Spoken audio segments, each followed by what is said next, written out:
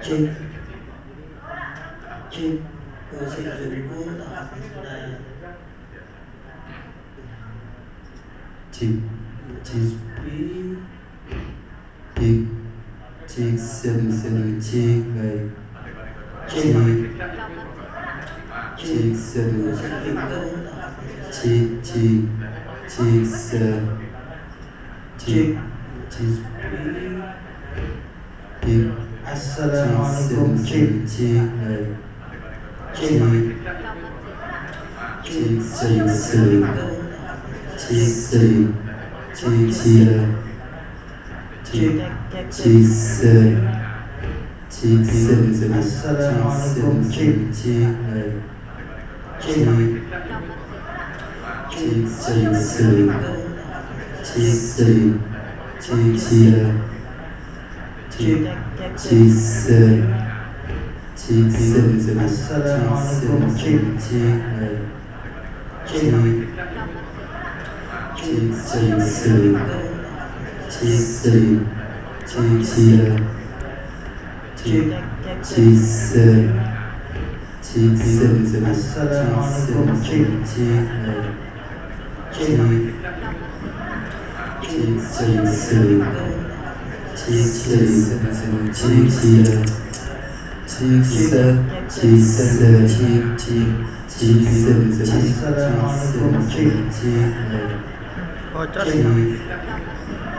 Cik, seru, cik, seru,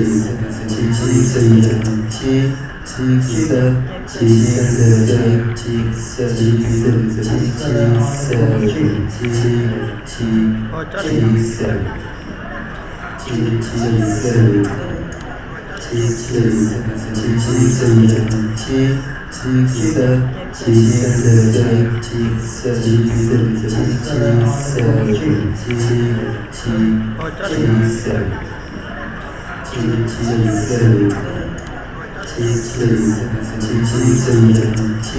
cik, seru, cik, seru, cik, seru, cik, seru, cik,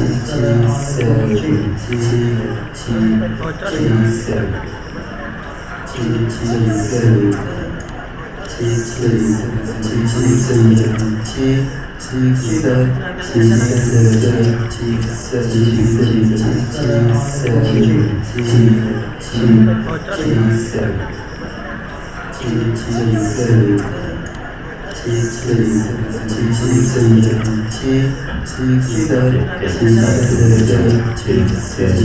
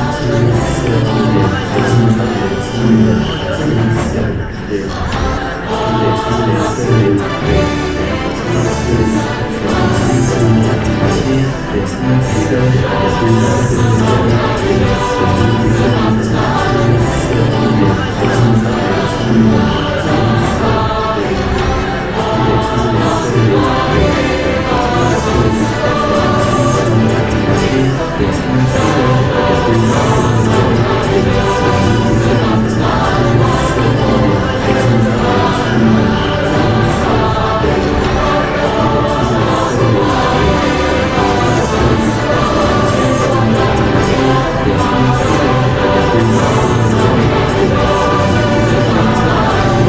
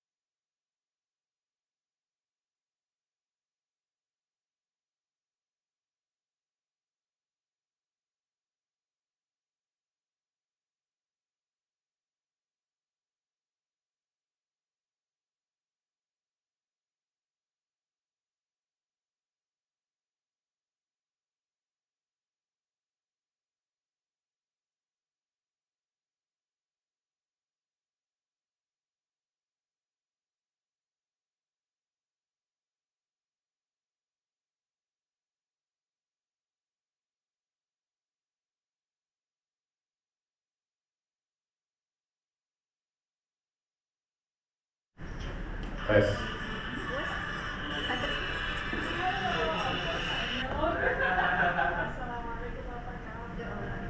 Tes satu, tes, tes sound, tes.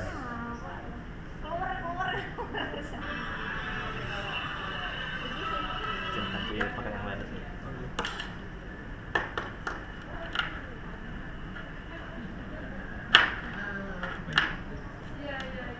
Audio itu kan saya logikanya ya.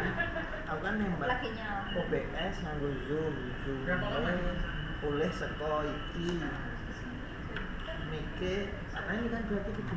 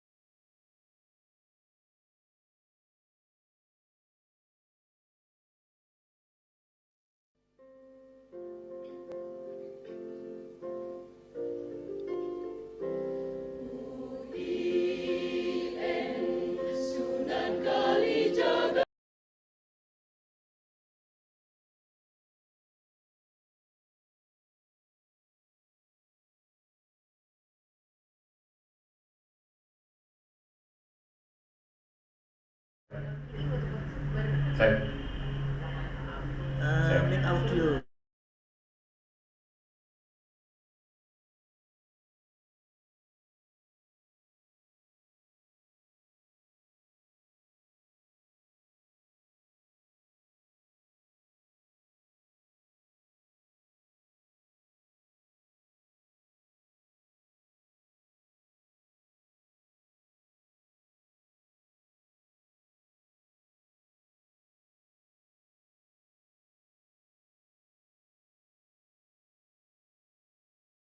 bisa tak buka, tapi iki mic iki saka mic-ku. Cek. Mic-nya USB nanti. Cek. USB ya? Cek. Kalau mic-ku USB bisa nggak ya? Ini kan output, inputku USB juga berarti harusnya. Di zoom-nya. Zoom, terus Input zoom-nya speaker. speakernya yang mikrofon ya? speaker ini kan udah kan? Cek. Sudah masuk sih? Cek. Neng zoom-nya sudah masuk. Masuk, Pak. Tapi lemah ya? Cek. itu maksudnya. Cek. Karena Kalau telat itu bukan. oh oke, paham berarti mic-nya harus ini juga mic-nya. Ini kan output di komputer kan output, inputnya juga harus kontrol Windows. Inputnya juga harus dari sini. Ya.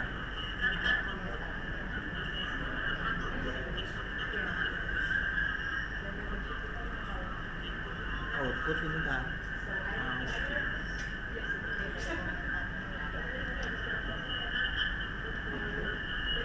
Kalau setting input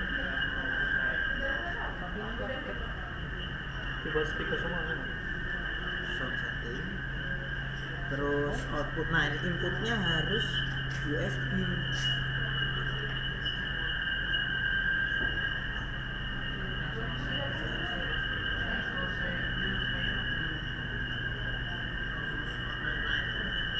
Tapi mana? Coba Di sini Tes. Cek. speakernya dari Cek. USB. Cek. Tes.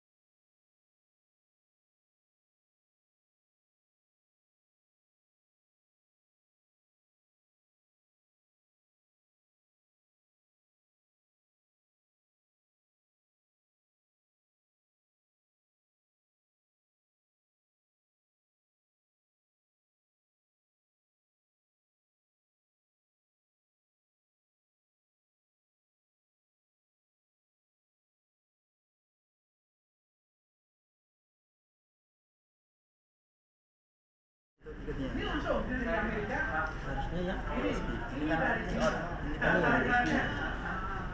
Cek satu. Cek.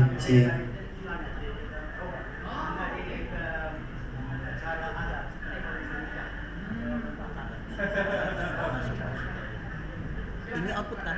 Ya. Karena ini mikrofon.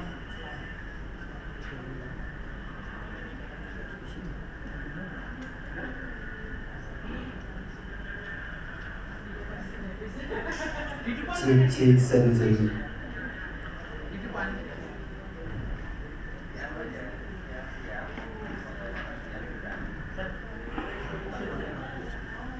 Cek satu.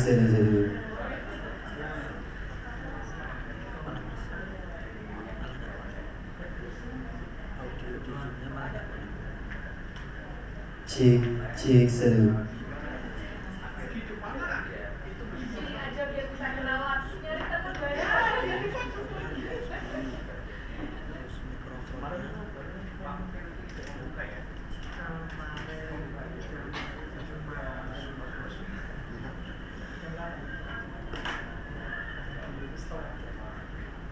Cek, cek, cek, cek. Cek satu. Cek belum masuk. NYK. Mikrofonnya NYK kan?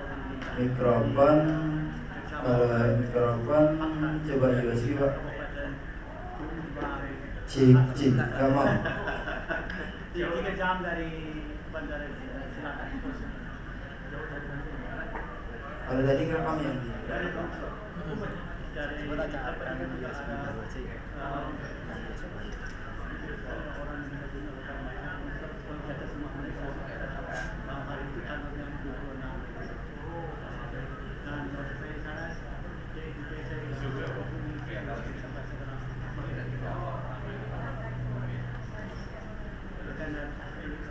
Pergi ke desa dari ibu kota kecamatan Pata dari 11 masuk di jalan dan kami harus turun dari motor dan kami di bek pecah dan tiang di atas cepat songkat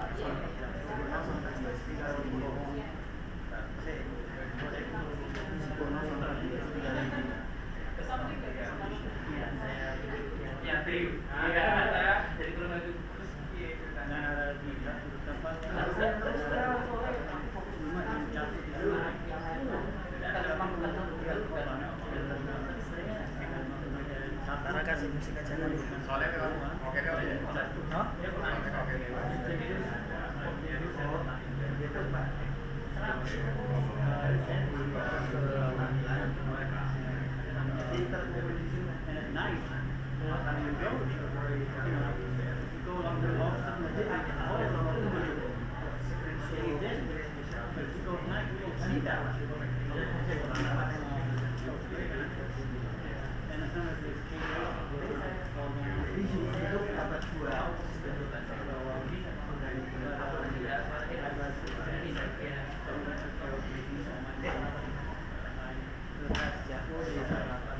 Hah?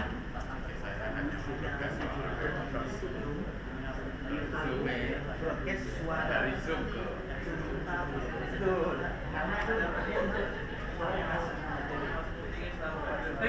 Nah kalau inputnya Mas, coba dong di aja Mas. Audionya dari laptop ini. Oh baik. Kalau lebih enak toh. Jadi aku jemput masuk.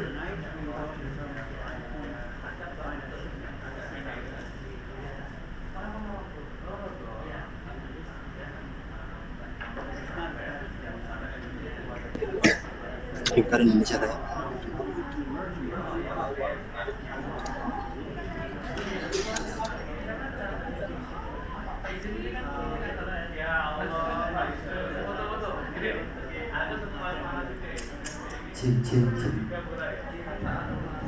Cek satu.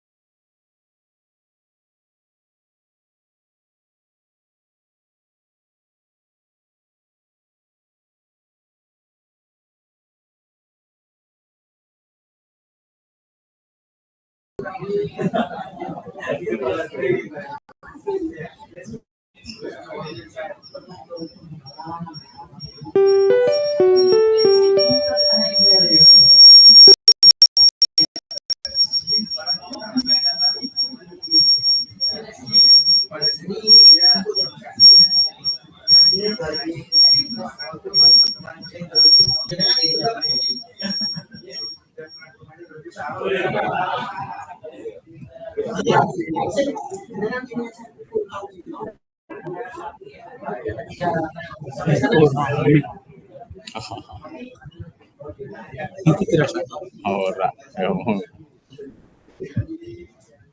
kok bisa sampai serame itu ya? Kak, utame Kak uang. Kafe masing-masing mengklaim berhak.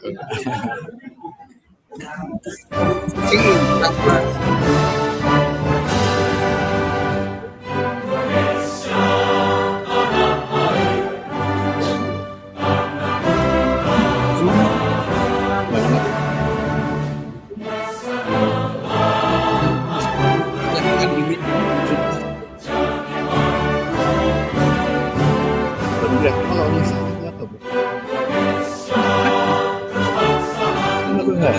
Melihat,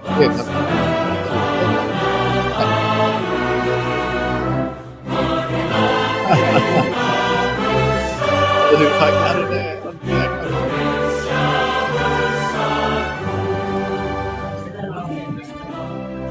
Setelah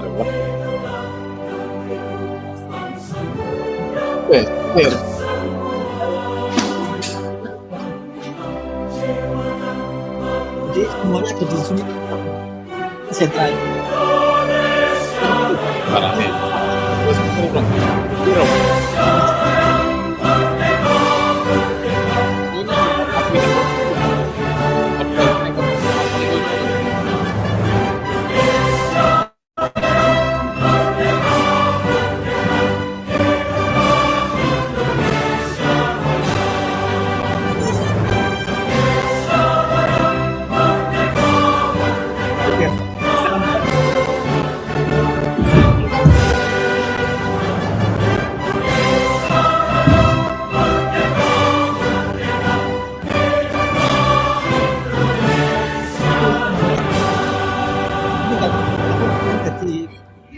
Tadi dipaku dong kok. yo kan ada audio sama visual. Misalnya ada tadi kan dari mana nggak? apa nih? Share-nya nggak dari saya. Kan saya cuma Share screen. Share screen pesertanya gede kan? Bisa itu. Jadi videonya langsung ngelakuin itu aja ya. Iya. Kan join ke Zoom.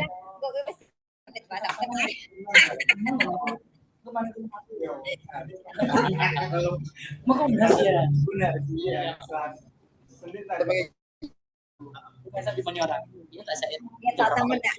Laptopmu sewak. Iya, semua. Aku tak akan ngambil dan ya sebut Laptop nih Pak, sebetulnya laptop baru kan namanya.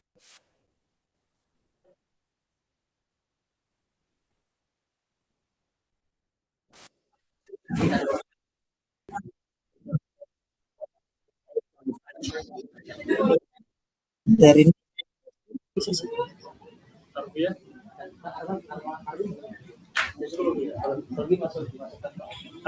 Kok ada USB-mu?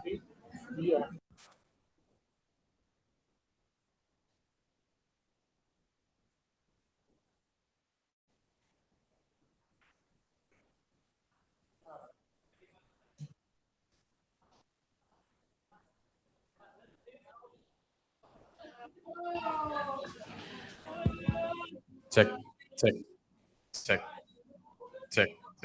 masuk. Cek. Pastinya sudah. Cek.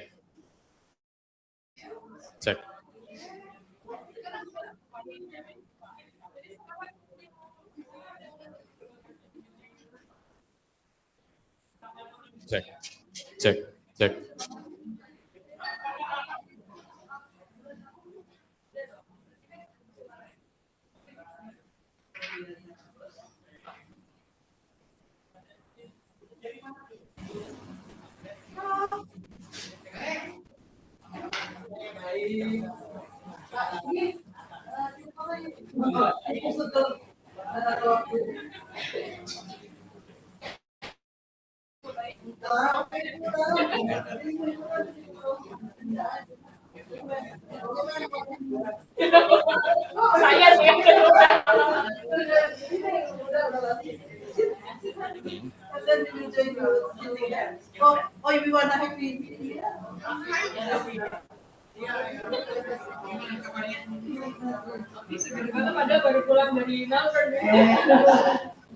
Cek, cek.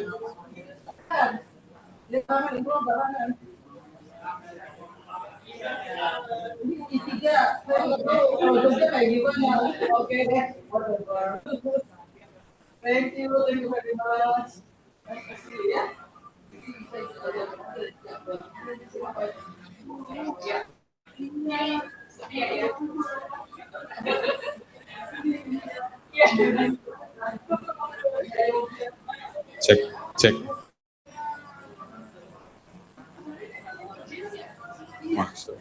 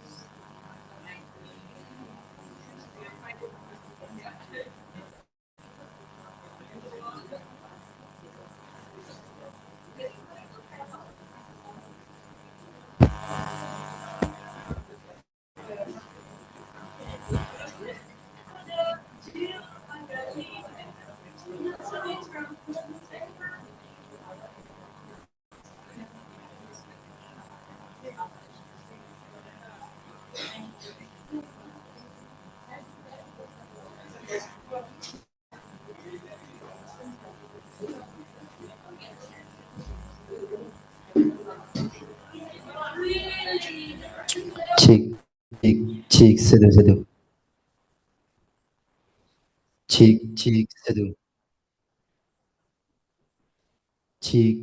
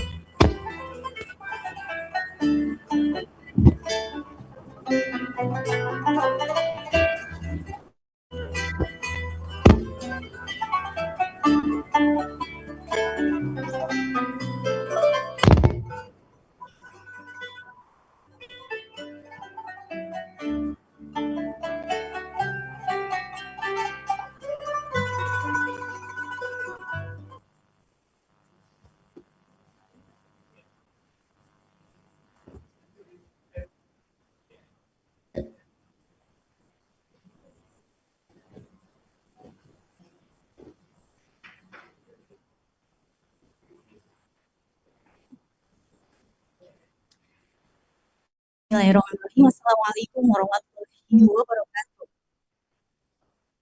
Good morning, everyone. I hope you feel wonderful and full. I would like to welcome you to the 2025 Al-Jami'ah Forum and Conference with the theme Beyond Bureaucracy, Autonomy and Integrity in Indonesian Higher Education. It is really to have you here today at Green Rohani, Jakarta.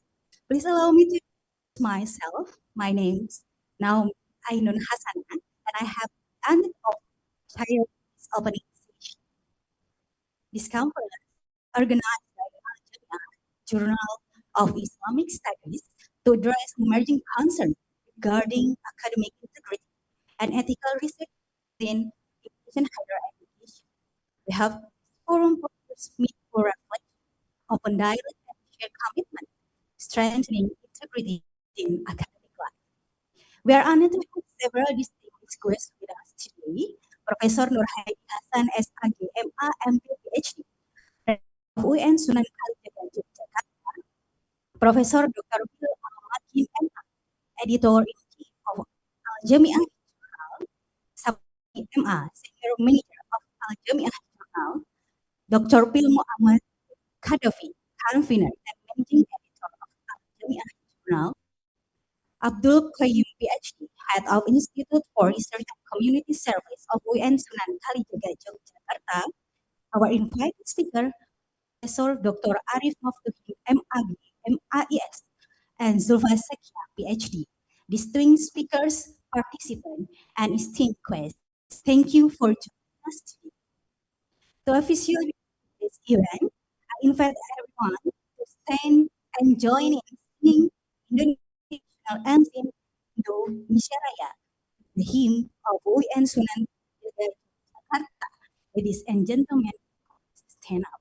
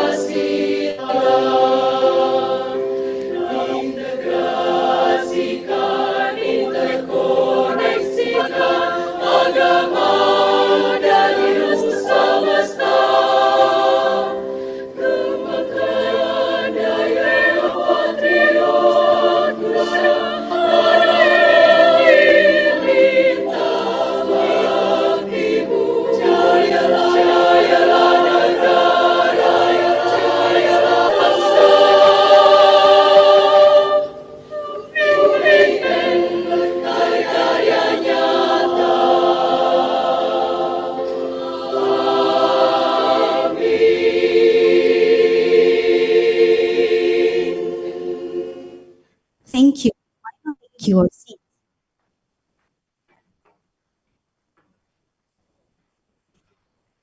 To begin this session, I would like to invite Professor Makin, editor-in-chief of Al-Jami'ah Journal, to deliver opening remarks. Professor, I want the time is yours.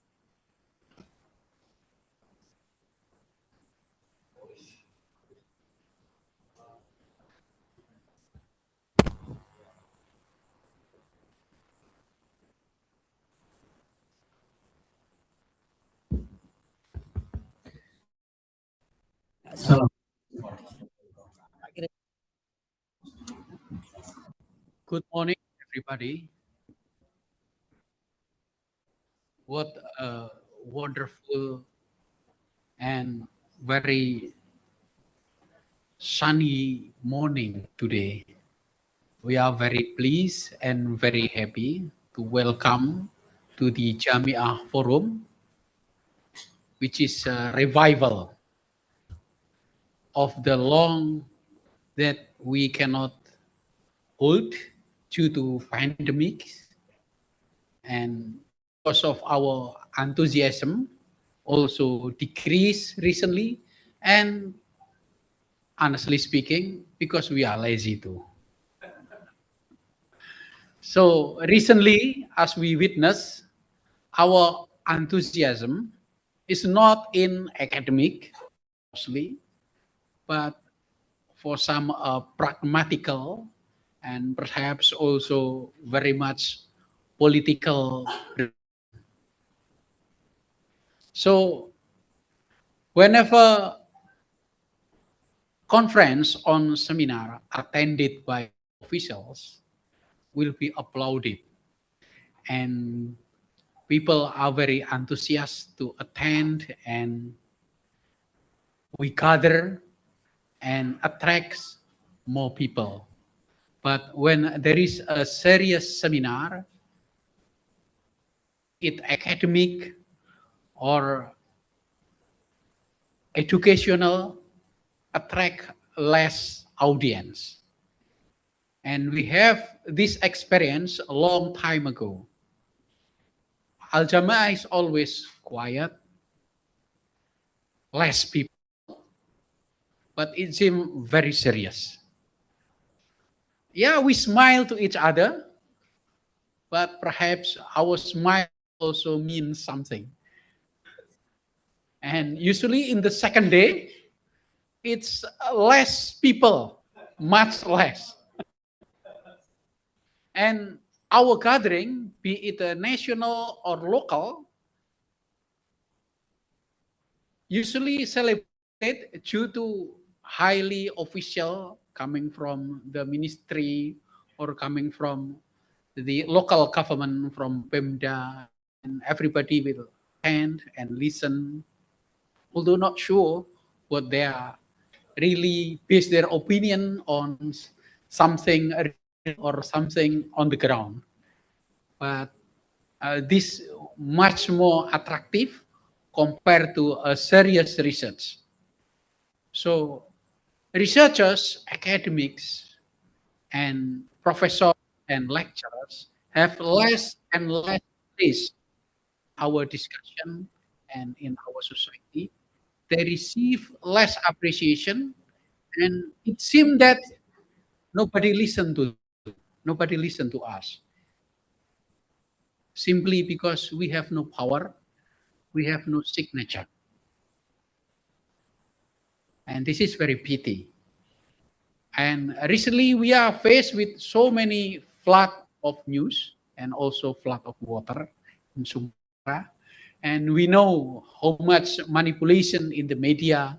And we also know that as a result of our laziness and our less enthusiasm in engaging in academic and research, our opinions and our perspective is based on our political interests, not on factual or on our serious study. Our policy is not based on our long time dedication of seeing the reality, but merely based on our maneuvers. As a result, Sumatra, as we have seen, deforestation, the flood as a result of it, and mining, and so many things. And I think Al-Jami'ah is a forum where we can be serious without any interest of a political or other interest. So please be free, think deeply, and be free to present findings, and be free to talk here without any burden, and please enjoy,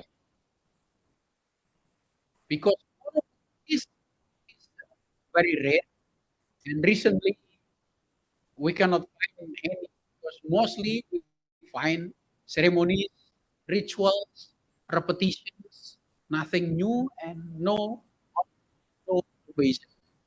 What we witness is more politicians. Our archipelago is very productive, it's very fertile to produce more politicians, but it's very barren to produce academics, and less to produce thinkers, and to produce serious researchers and writers. The number is always decreasing. Not because we have no capacity to think, because this state, this government, this country is built upon intellectuals.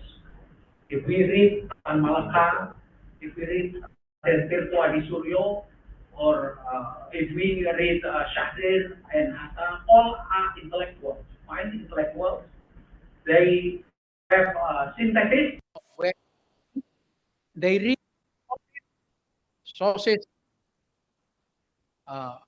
enlightened, and they also realize, like Muhammad Yamin, of the past golden era, what they call golden era of Majapahit and Sriwijaya, and then they combine and produce ideology like Pancasila, and as Indonesia is built upon this intellectual exercise. But today in public, we witness that intellectual getting less influence, or perhaps it's gone,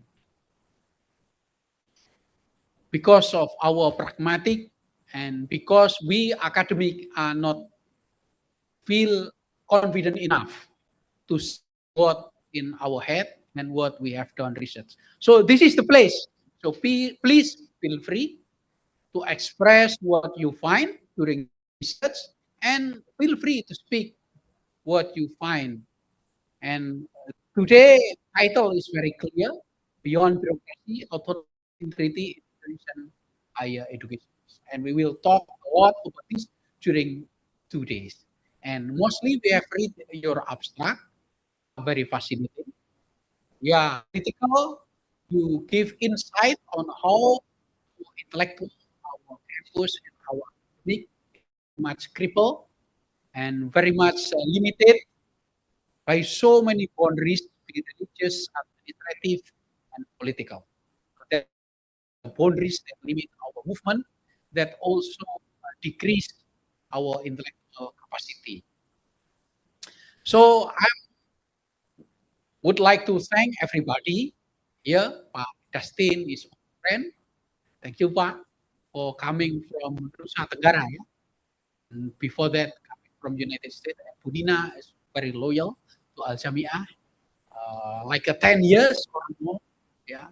Of course, many more guests and researchers who will contribute in 2 days. Pak Saptoni is always very loyal. Pak Amar is very young. We hope a lot from him to develop this journal. Mas Rijal, also very keen in me, Mas Yusuf, and of course I cannot mention your name one by one, but we are very proud of you. So let's do this. Don't hesitate, because most of intellectual hesitate, because we doubt ourselves, our move, we doubt our steps. But please today, don't hesitate. Don't hesitate.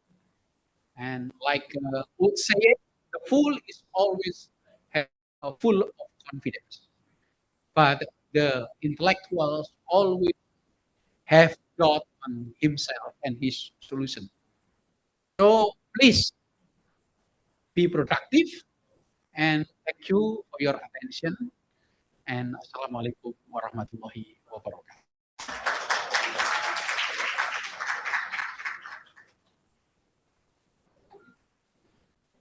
Thank you for Professor Makin for your insightful opening speech. And then we would like to invite the convener, Dr. Ilmu Amar Zain Kadafi, to take the floor, lead the forum. Dr. Muammar, the stage is yours.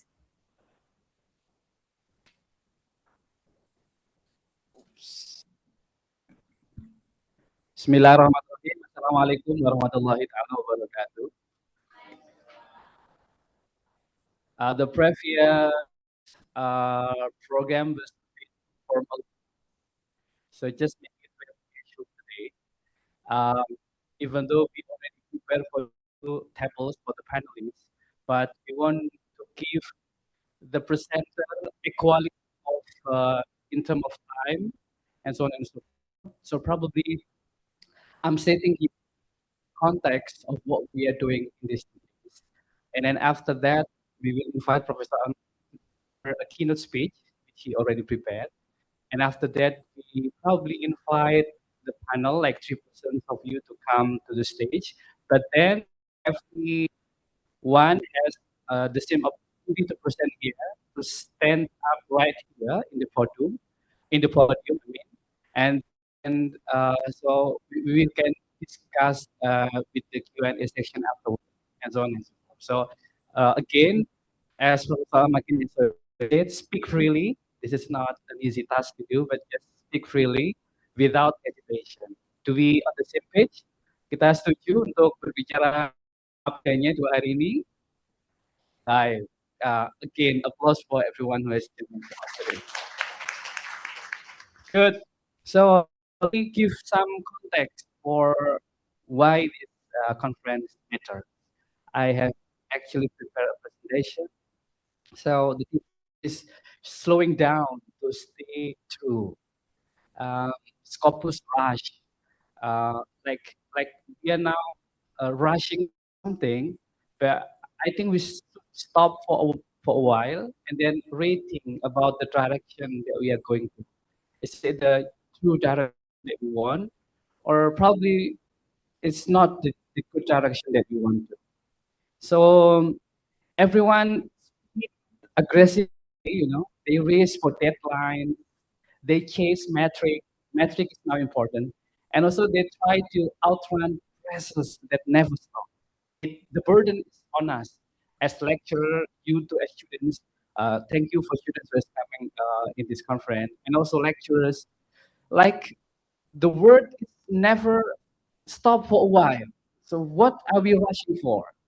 We lose the time to think, to breathe, let alone to reflect. So this conference is an invitation to hit the brake for a moment, not to give up actually, but to protect our scholars, as Professor Al-Makini said before. Second slide, please. So this year we received around 60 abstracts. It's not number actually. It is, but it shows that probably this topic doesn't attract much attention from our academic. People choose to follow the trend. People choose to just become part of the mainstream. Now we are taking a different part, but we are still very happy that after careful review, we choose 19 presentation of you. So again, thank you for coming here for the 19 presentation. Okay, we would like to see and hear from you more and more about your particular research. The research is indeed interesting. Many will talk about the condition in their universities. Many will talk about the current position of their management and so on and so forth, including those who will speak about what happened in their teaching and learning situation at their campuses. That's really interesting. So what is actually encouraging is the diversity of institution here. So I can mention some tools from Java Island, from Jakarta, Jogja, Tulungagung, Ayu, Madura, also coming from Manado, Pak Dustin and his friends, also from Fatah University, Lampung, and so on and so on, across all Indonesia, also coming from Green as well. So we're really eager to hear presentation in these 2 days. Our term is actually a dark, yet it's unexplored term, I think. But someone has to think about this, right? And you will be remembered as those who have courage to stand up, to raise your heads up, to voice it loudly that something is going wrong. Next. But next slide, please. Before we move further, I think I want to acknowledge something openly. Um, that most of us is the same pressure, like I have mentioned earlier. We are lecturer, supervise student, we attend endless meeting day and day. We respond to WhatsApp group, we edit journal, we review manuscript. It's an endless story, and it's somehow I feel tired already as becoming intellectual and academician at the same time. But therefore, I hope we can speak today not as people defending our position, but as colleagues sharing a common struggle.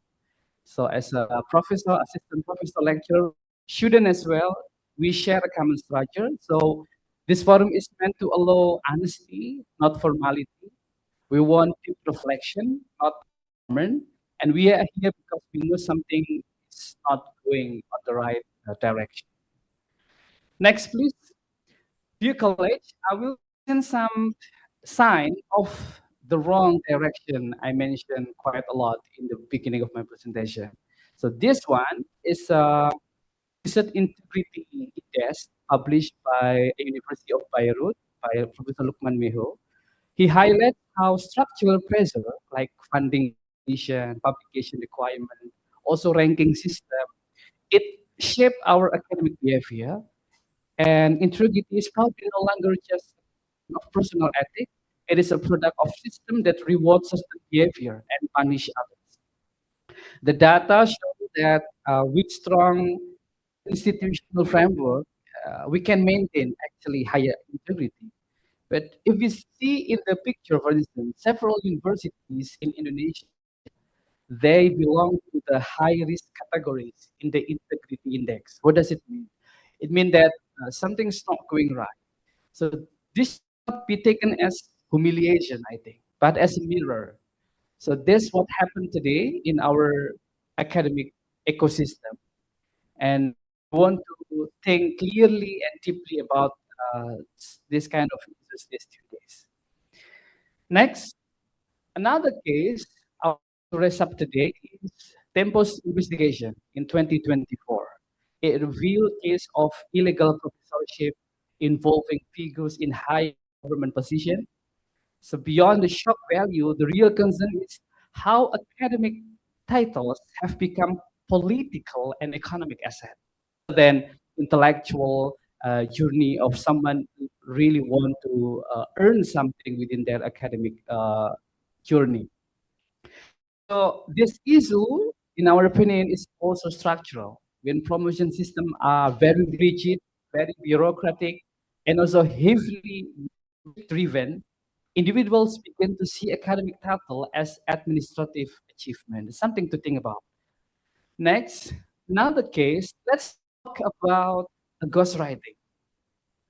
Ghostwriting has grown into an industry because scholars and students feel compelled to produce more than they can when publication becomes a requirement for survival rather than a product of curiosity of expertise.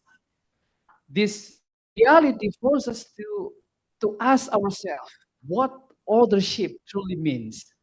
What is the meaning of being author? What is the meaning of being researcher publishing their article in journal or expert? If a system values quantity above everything, then buying a paper, what they do, or many college of us do, probably is a rational choice. But the real solution lies not in punishing individual. So we punish our student for conducting such misconduct, but let's do a reformation. Let's reforming expectation so that writing becomes an intellectual activity again, not a bureaucratic endeavor. Next, there is also some that we need to think about the demand for Scopus index publication. This shows us very sadly that Indonesia, uh, numbers number two, it's the second highest country in the world to do publication in predatory journal. What can we say about this phenomenon? So we must understand that yes, they exist. Predatory publishers do exist, and probably we, obsessed. We were obsessed with global indexes, the Scopus index journal, and so on and so forth. We are rushing for something that's not really essential. So instead of building strong local ecosystem, we have created a system where scholars feel they must, like I quote, a recognition from someone else. That's really sadly to say. Next slide. I think here also a phenomenon that we should be aware of to rethink the journey that our academic should go to about the journal expansion. Now, Indonesia, we host more than probably 50,000 journal or more than that probably. This is very extraordinary and probably unmatched globally. This is on the one hand demonstrate enthusiasm, but it also creates a kind of noise. Too many platforms chasing to few quality manuscripts. So when journals are created mainly to satisfy accreditation requirement, what about their intellectual? Is this intellectuality really become their purpose, or it is only a secondary for them? Editors, as a result, they feel overwhelmed. Reviewers are stretched thin, and others struggle to find credible home for their work. Next slide. Also, this is the dilemma for us. In STEM fields, large co-authorship is natural and often necessary. But in humanities, like what Al-Jami'ah usually do, and many of you, I believe, coming from the social humanities background, authorship carries different meaning. So contribution transparency, co-authorship can easily become symbolic. When this happens, we lose clarity about who is responsible actually for the ideas. This is the fact that mentioned like a year ago, I think the scandal involved people from Treen who published a paper with 121 co-author, let's say like that. Next, another thing we should be aware of is the penetration of improv in humanities. Probably this is still debatable, but our position is quite clear. Although the format is useful in scientific writing, but I think in humanities, where we sell stories, we sell narrative flow, interpretive freedom, argumentation, conceptual nuance, this doesn't really fit our standard of thinking. Next slide. Also, this is too many scandals involving us, surrounding us, about academic misconduct. Wiley fake science scandal, the ChatGPT authorship controversy, cases from Indonesia where our professors is only mentioned here and there without really knowing why my name appears in this journal and at the other, and so on and so forth. So we need to think clearly that there's problems did happen and what do we can contribute to solve the problem as academy. Next. That's why when we look at the chart of our publication growth, we see something very astonishing. Indonesian scholars have been remarkably prolific. We produce so many articles, so many journals, but we had a forum last month called Integrity Wake Up Call when we invited Professor Lukman Mehu and also Ibu Amelia Rizky, a researcher from UNER, to present their work.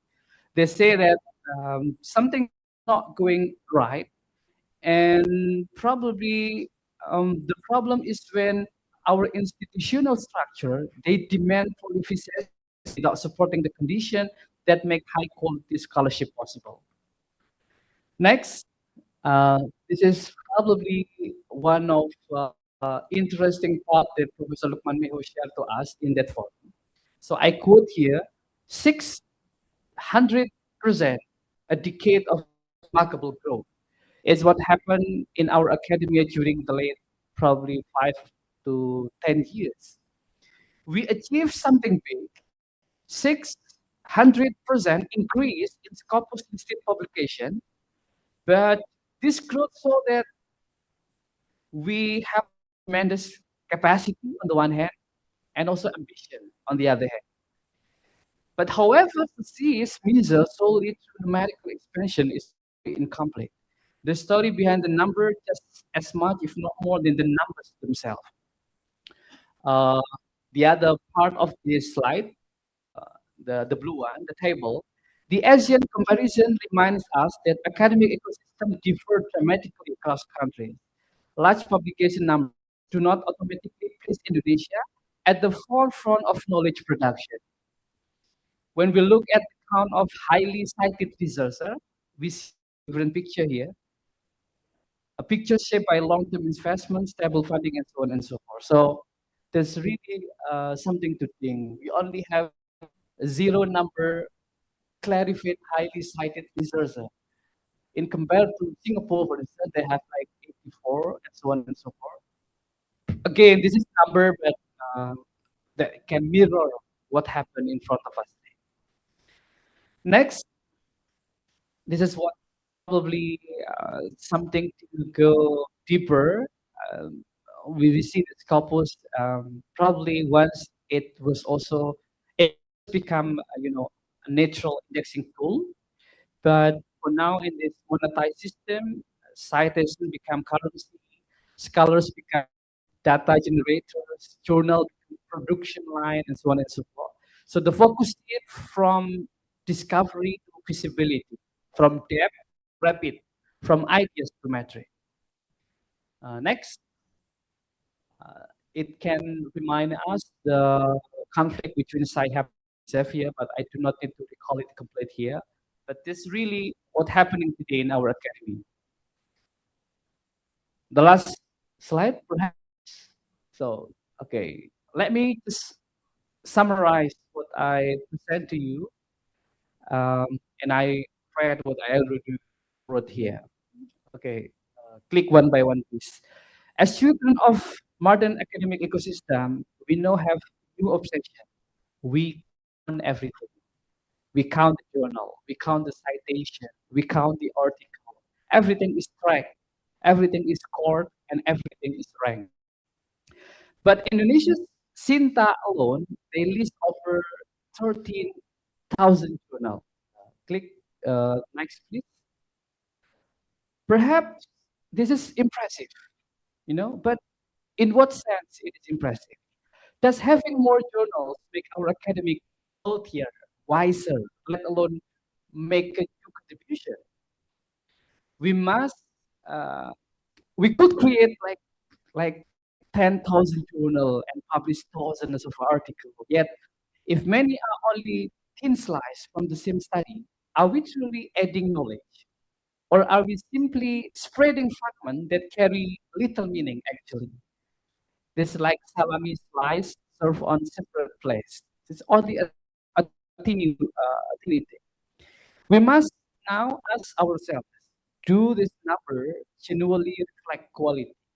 Or are we an illusion of productivity that is comfortable for bureaucrats, comfortable for academic rankings, but not necessarily for itself? Maybe it's time to take a pause, to take a break, to step back and ask the question that really matter. Are we really writing for knowledge or just for numbers? Thank you. This is my presentation.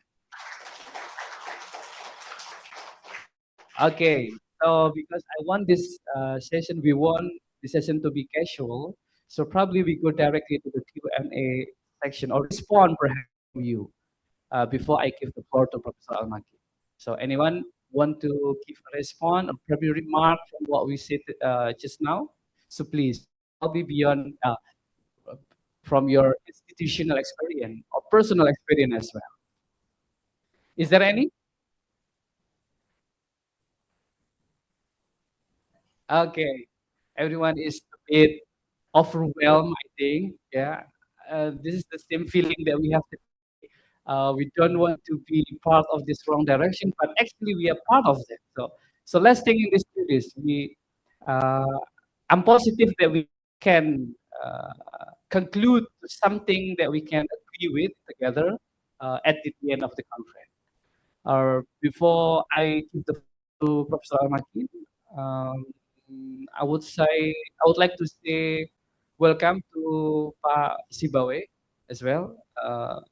Thank you for coming, and also some editors of our journal are also coming today. I've seen Pak Akmal. Could you please stand up for a while, Pak Akmal? Also Pak Johan. Thank you for coming. They are all editors of journal Al-Jami'ah. And I believe they still have this kind of integrity, right, deep in their heart. Okay, Pak Makin, I give the floor for you, please.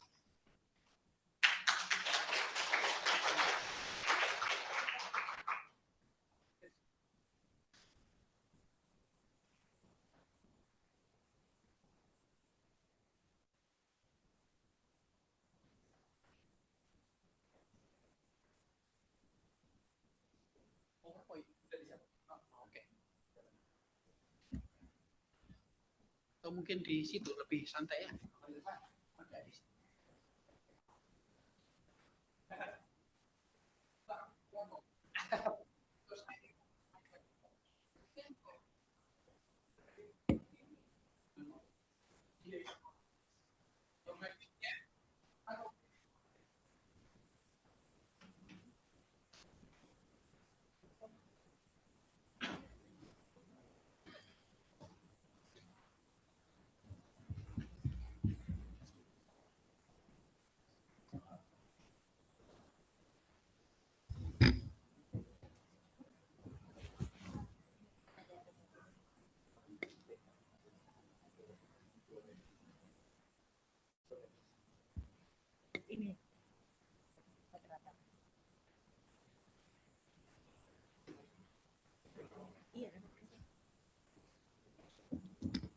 Okay, let's consider this warming up.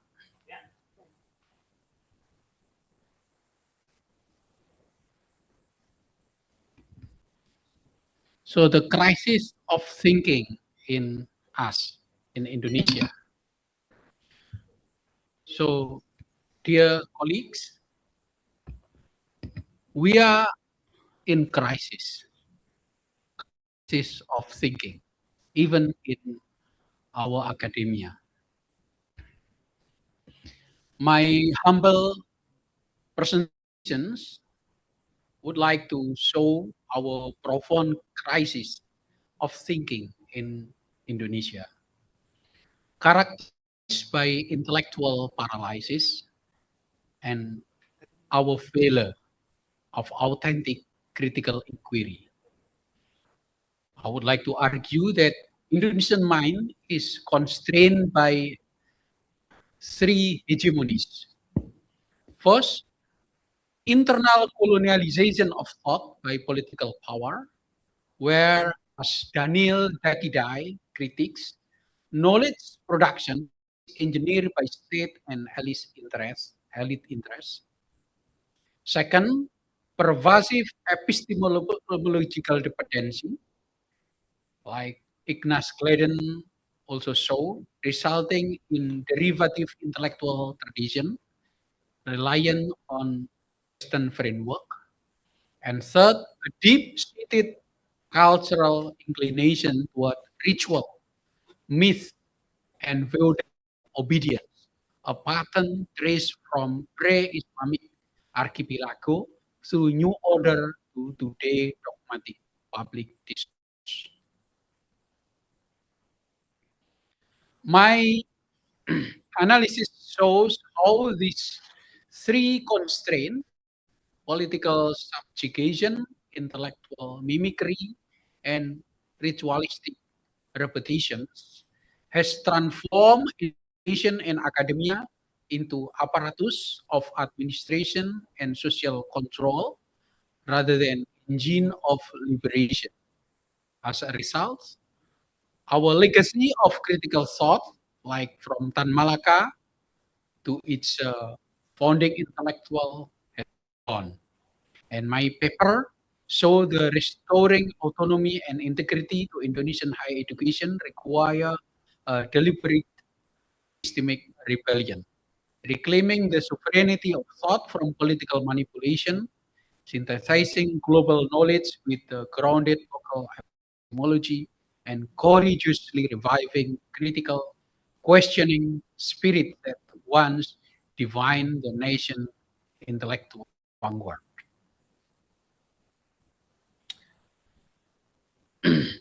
So can we repeat the first? So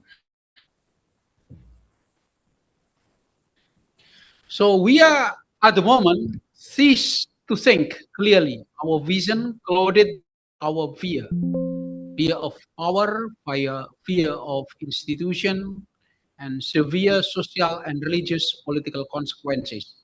Through thought might provoke.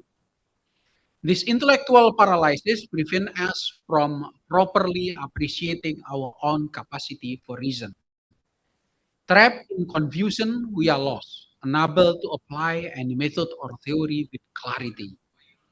The fundamental challenge is not lack of ideas, but our failure of courage. The courage to think independently, to question and to reclaim the sovereignty of our own minds. I think Nietzsche is quite popular since 1990s. Also remind us about his critical thinking, and this also developed by Muhammad Iqbal and also Tan Palaka and Gunawan Muhammad. The works Nietzsche translated and reinterpreted in Indonesia, and we are very familiar with the crisis. We are morally and captive by our conviction, by our fear. So Nietzsche states clearly that the death of God, it's mean we are enslaved by our fear, our idols, our own constraint in thinking. Karl Marx is also very popular since early 19th century and 20th century in us, quoted by our thinkers and our intellectuals and our founding fathers. And today we have witnessed an alliance of oligarchy, market-oriented forces invade and colonialize thinking, creating prisons of thought from which we cannot escape. We are not just exploited by laborers and market, but compromised in our thinking. So we designed to eliminate our capacity of liberation. In the French tradition, Jean-Paul Sartre and Albert Camus also popular in our drama and our movie, like Rendra and Garin Nugroho, question the existence of man of Indonesian and why we exist and why Indonesian is always constrained by power.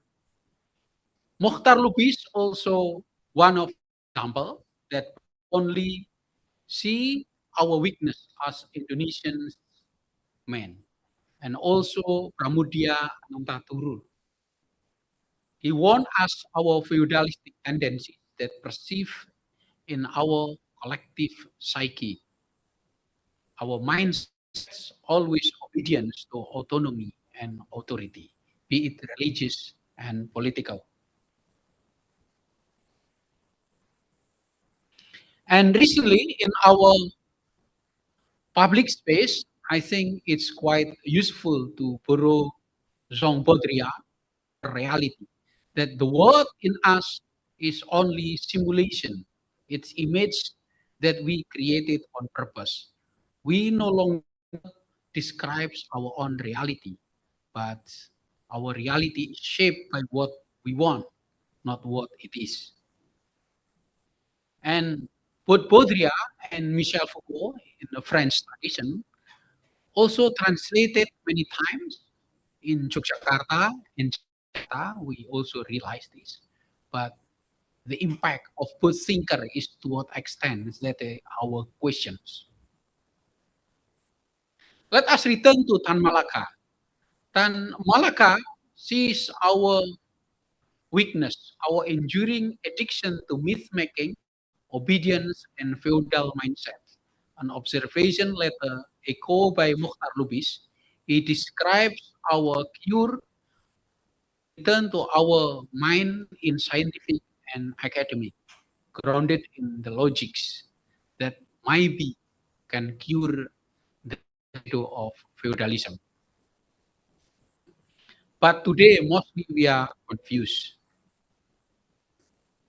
We are co-opted by a political system, by a political attitude that prevent our inquiry into mere economic and political tendency.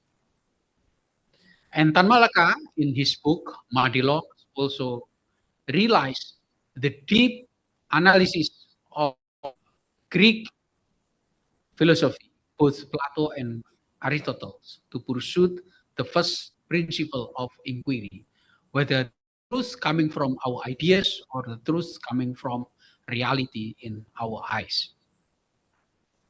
Let us see that previous generations of Indonesian thinkers like Cokroaminoto, Soekarno, Syahrir, and Agus Salim also realized that we are stuck in seeking between return to indigenous knowledge or we consider Western kind of logics and knowledge.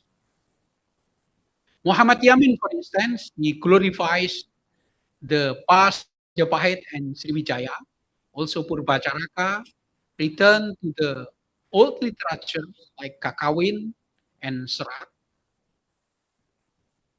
But at the same time, like Kartini, return to Max Havelaar, embracing new ideals of being Indonesia. The debate between Sultan Takdir Ali Shahbana and Armin Pani, I think, is very profound. Whether we should return to our own traditions with a traditional writing like Babat and Serat, or we adopt Western rationalism.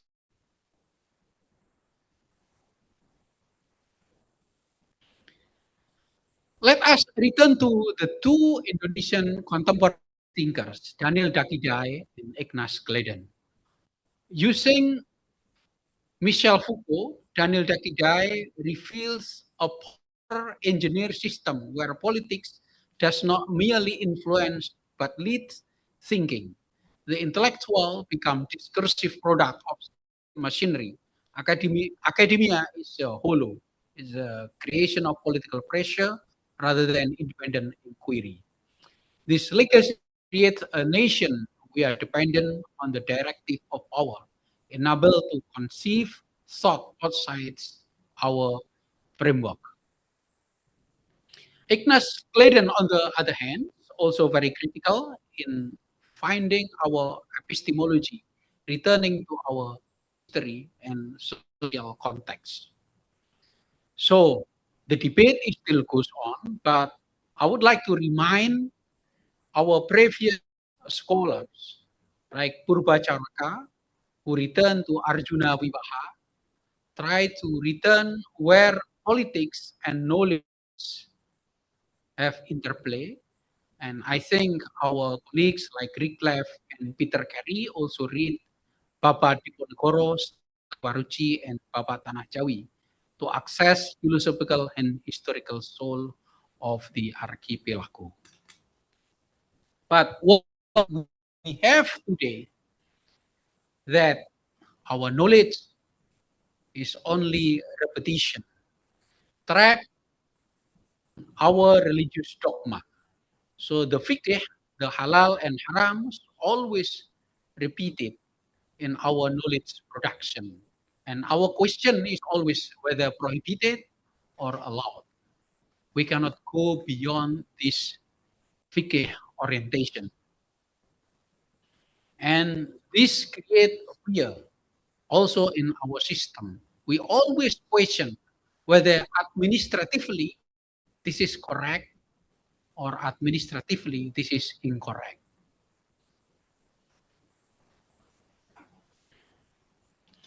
Our tradition of Hindu Buddhist were ritualistic and ceremonial, and that has deep impact in our academia. We prefer upacara, ritual purity, rather than invention. And I think we should wake up.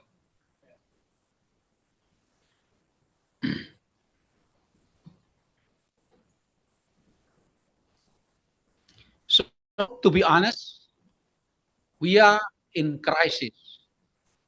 We should return closely to our founding fathers. We should regain their works with a critical thinking. At the same time, we should dare to invent new things, not repeat what have been said and what have been taught.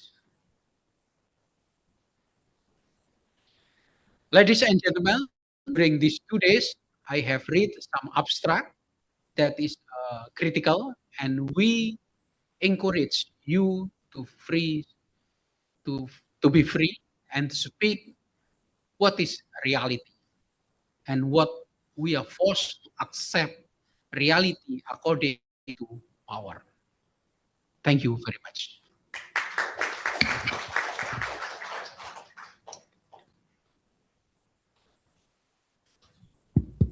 Thank you so much, Professor Al-Makin. A really provoking, philosophical, sophisticated, right? I think we can continue Q&A while you are sitting here. So please, anyone who wants to respond to this presentation, just raise your hand, and then we give you the mic. Okay. So we have 2 hand raised it already. Please.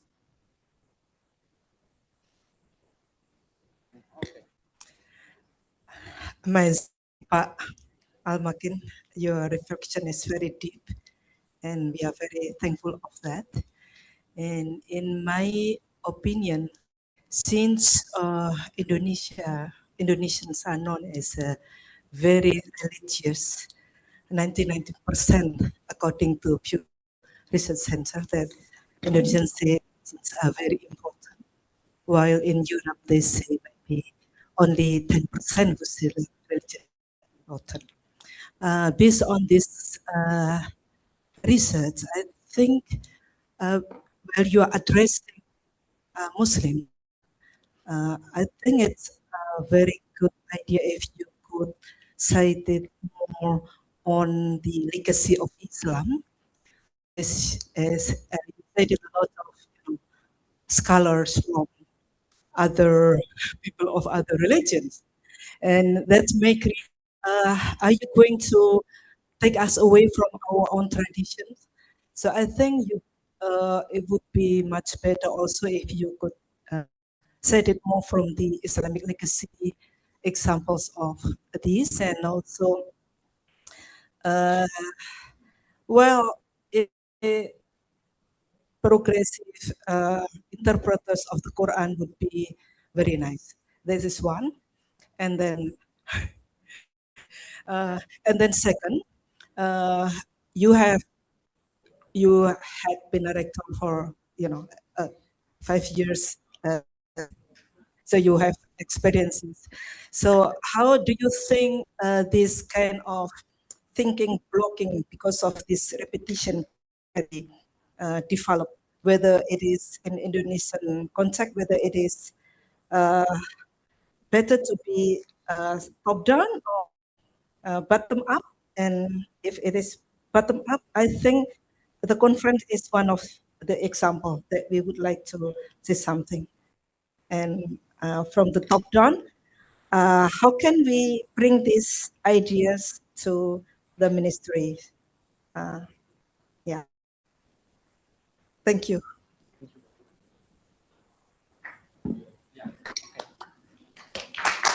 Thank you, Bu Ahmed. So thank you for broadening this question. And I think we all are disturbed by our confusions in so many years and during our academic research and academic engagement. So I'm finishing a book called The Politics of Plural, would be in English. I started the research since my fellowship in Kyoto, the early this year. I read some works, both pre-Islamic during colonial time and after our independence.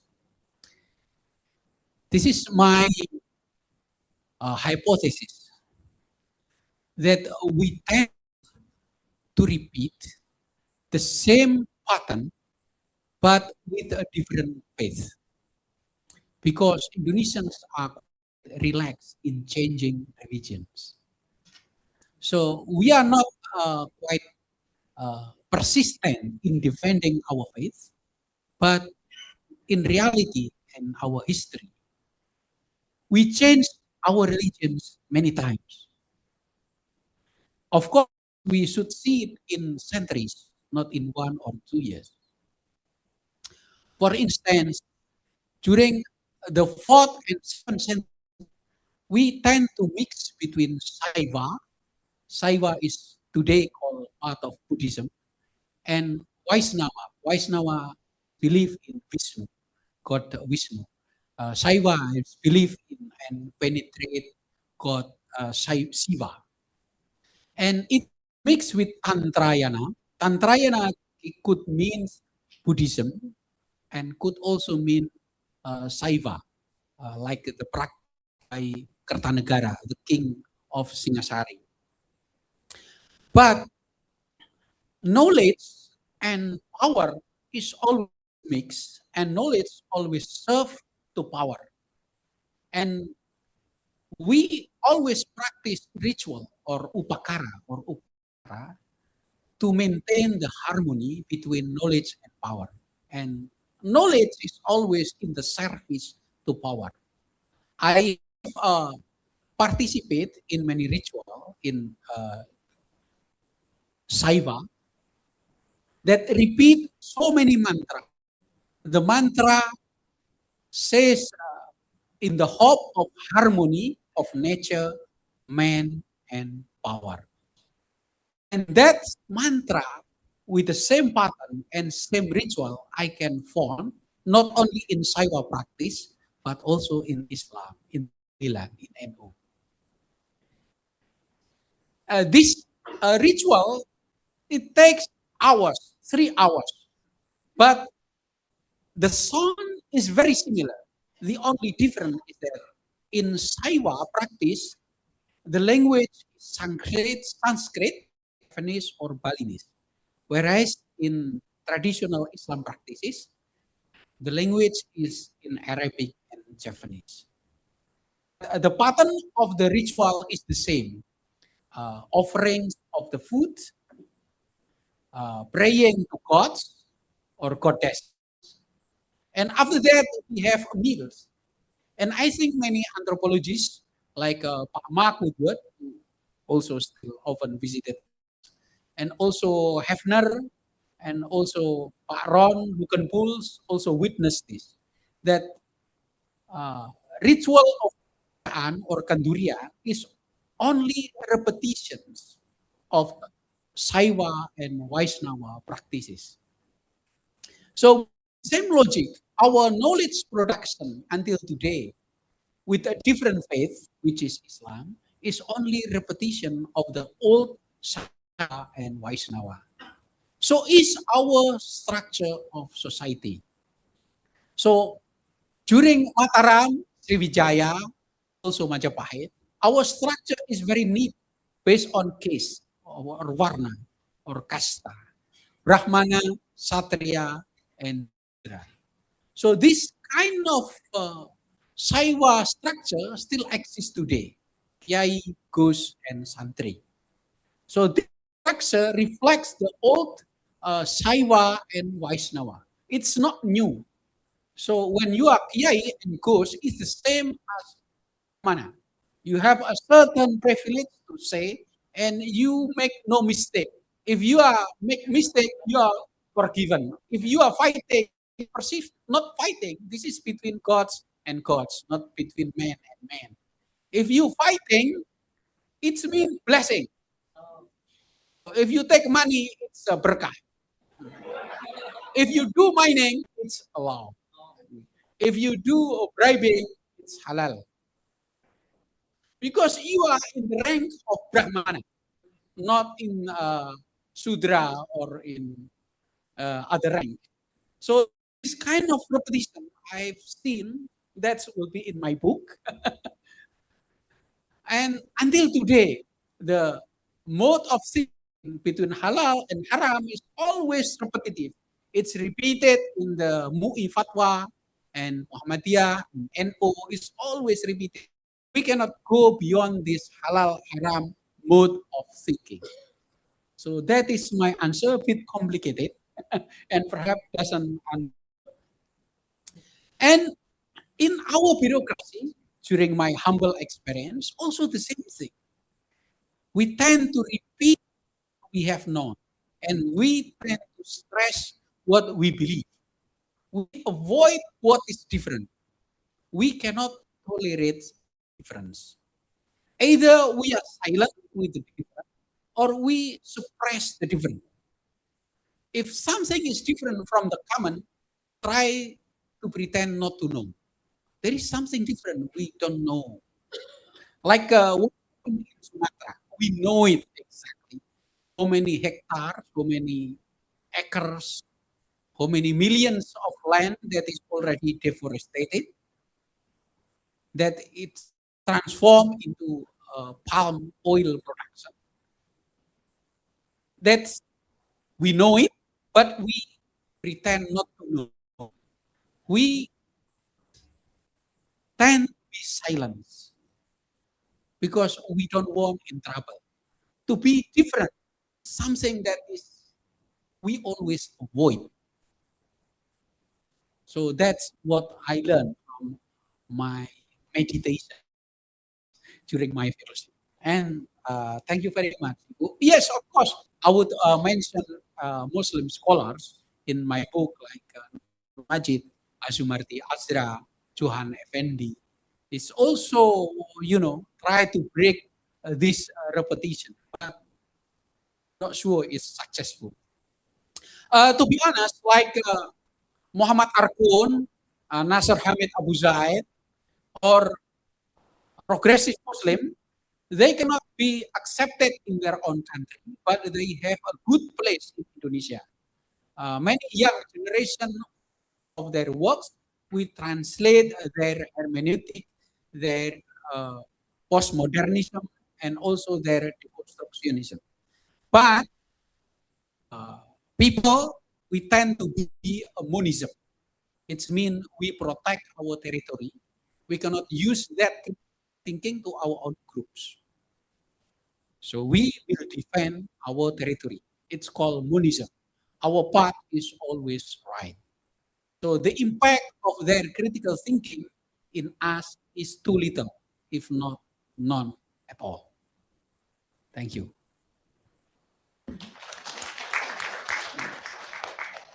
Okay, Bu Zulfa, please.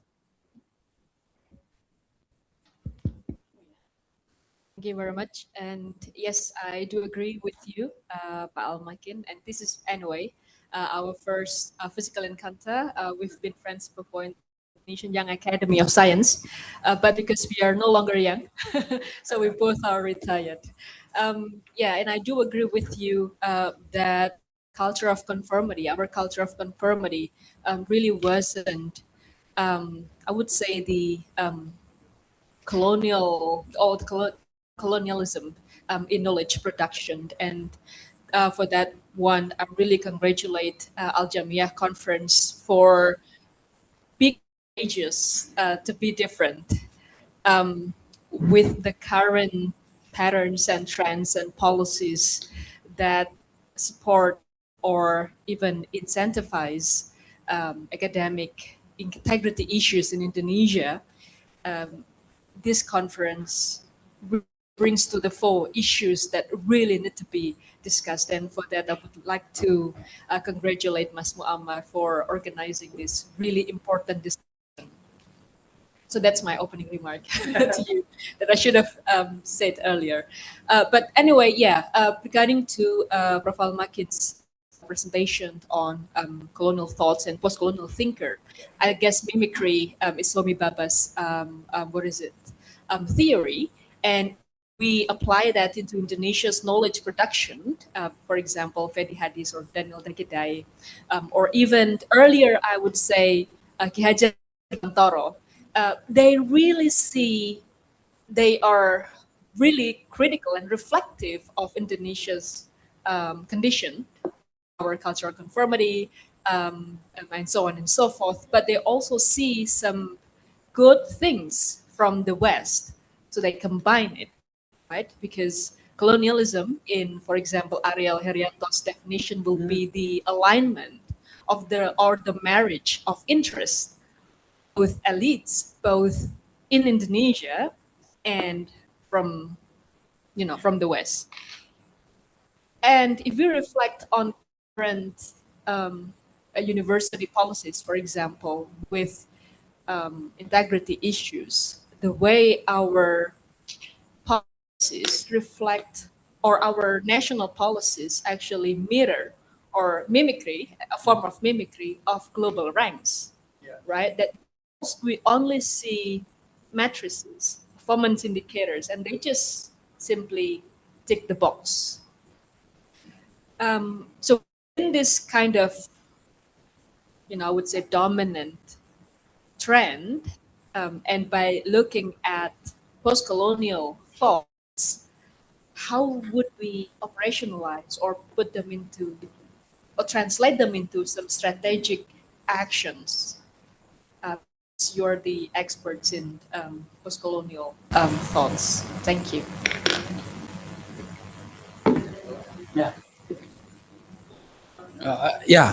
Thank you, Ibu Sulfa, and next will be Ibu Nina. That's what we have lost. We have lost the way Dewantara think, the way Agus Salim think. What we have lost. The foundation of our country, our nations, to be more precise, is ideas. Just imagine when the colonial regime was very strong in the peaks of power, they can do anything. But our predecessor intellectuals like Dewantara or Raden Mas Tirto Adi Suryo, that they could establish a new country in the same region, in the same area. This is courageous. That what we have lost too. The courage that they think differently from those in power. That's what we also lost. Just imagine like Raden Tirto Adi Suryo or Tan Malaka. Tan Malaka in his book Nar Republik Indonesia, Towards Republik Indonesia, already think of the Republic of Indonesia in the context or in the midst of the height of colonial power during that time. That is very brief. And clearly, Tan Malaka mentioned the Republic of Indonesia, which we will establish based on plurality. The state and religion should be separated. He said clearly. And we will respect all religions and faith in the next Indonesia. And we will not differentiate between global religion, like Islam, Christianity, and indigenous religions. That's Tan Malaka states many times. And I think Dewantara also mentioned in many of his writings.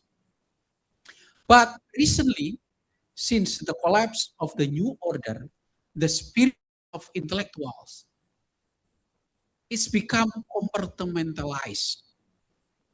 It's not in unity with our party and in politics. Intellectual is become more technical. Intellectual only limited in journals. Our statement is only address our issues in order to achieve our rank, be it lektor, lektor kepala, or guru besar. And worse, as Pak Muammar also found, it's a full of our own manipulation. It's not our own writing, but we ask other hands to write and then we put our name. That is worse. But from the beginning, since the establishments of our universities post New Order era, we lost our spirit, our courageous, our courage, our brave, like what Dewantara and also Tan Malaka and many others, Tirto Adisuryo. We are afraid to think differently. We always stay to be the same and to please others. That what we have seen. If we read like Suhogi, Suhogi note is, I think, very important. What he think. To be different and we have to keep distance little bit. Yes, of course, no, I keep a distance at the moment. But earlier I was inside.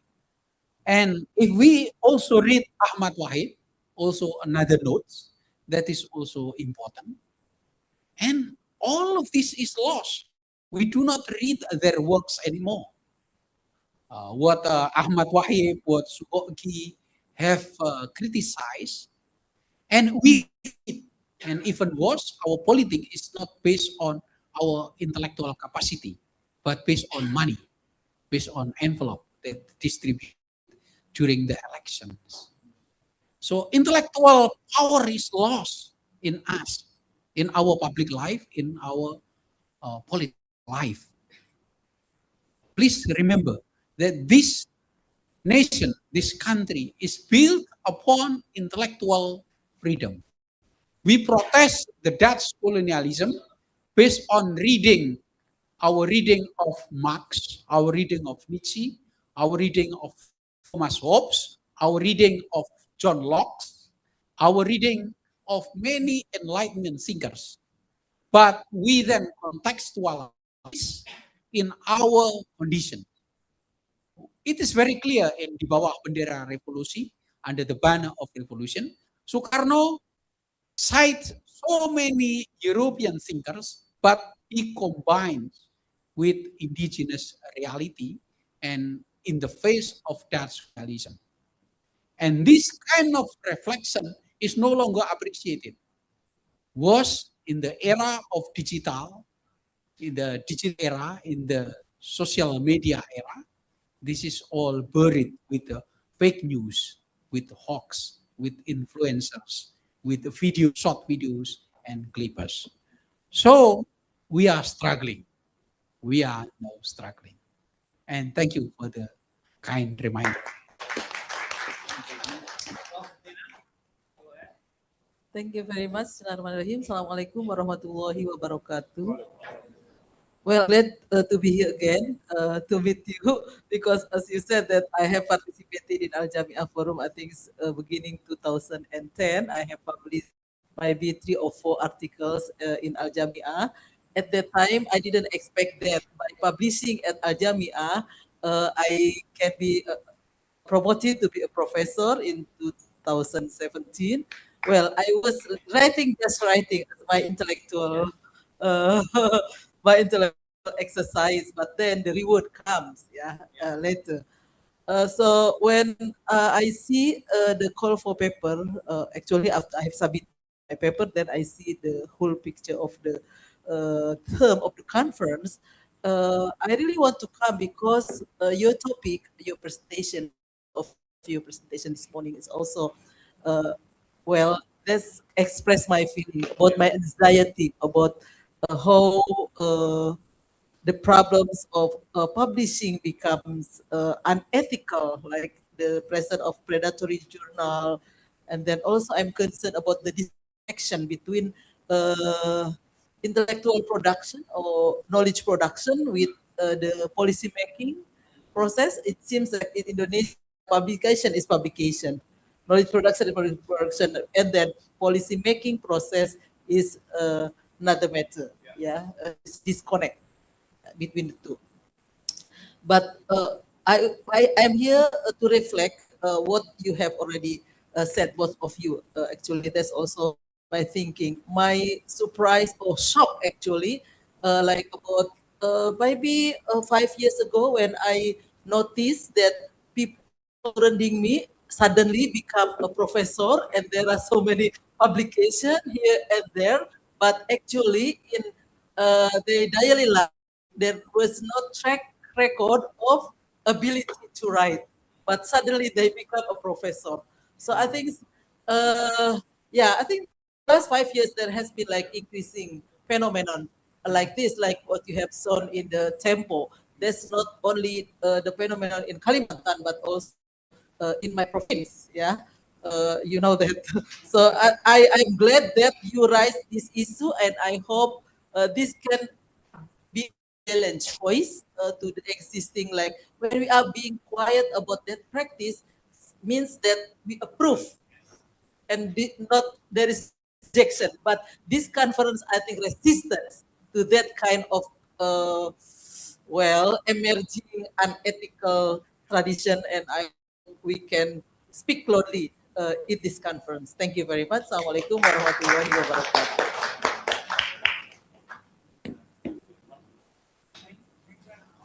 Okay. Ya, saya kira oke. Is there anyone else? Otherwise, we should take a break for a moment. Coffee break is ready. So we will gather again in 10:30. Feel free to bring your coffee here and your breaks. Please do.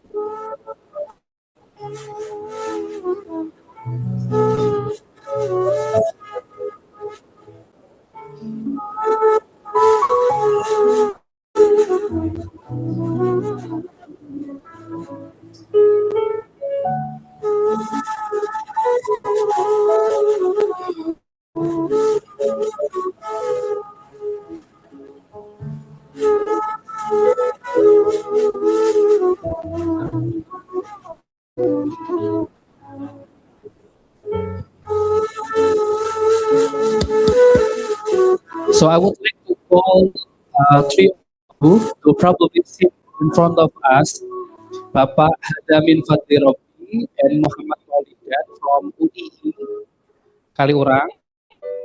Both of you can come to the stage. And also we invite Mas Ahmad Kavin Azka from UIN Sunan Kalijaga, Jakarta. Also Mas Mufti Rashid from Sayyid Ali Rahmatullah Islamic University, Tulungagung, please. If you have presentation, just send it to the group so the committee can prepare everything in accordance to your presentation. Do I have here Pak Hadamin Fadli Robi? Okay. Manggilnya siapa Pak? Hada? Ini. Oh Hada, Pak Hada. Pak Hada. Are you coming with Mas Muhammad Maulidan or not coming dulu? Okay, good. Di ya Pak, biar nanti sebut transisinya. Mas Kavin Aska, where are you? Okay, please come forward. And Bapak Mufti Rashid, still talking with Pak Dustin, I think. He will shortly joining us. Silakan Pak Hada, time is yours. Teman operator, presentasinya kalau sudah di-share. Feel free to use this stage or the podium, according to your opinion? Pak Hada will present the politics of knowledge in the development of Islamic studies in Indonesia and Turkey. Interesting. Whenever you're ready, Pak Hada.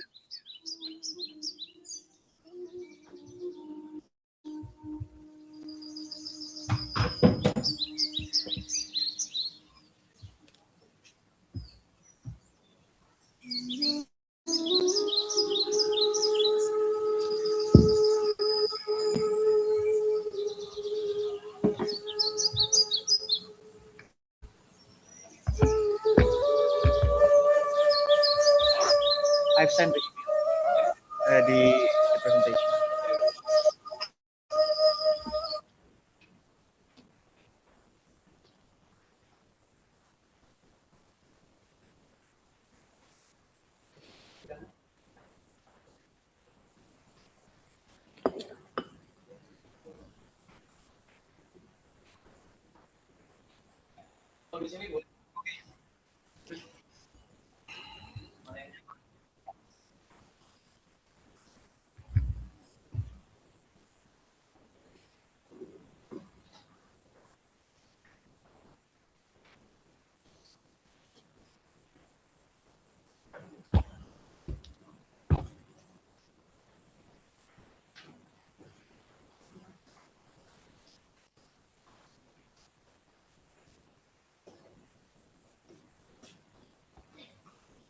Udah Mbak.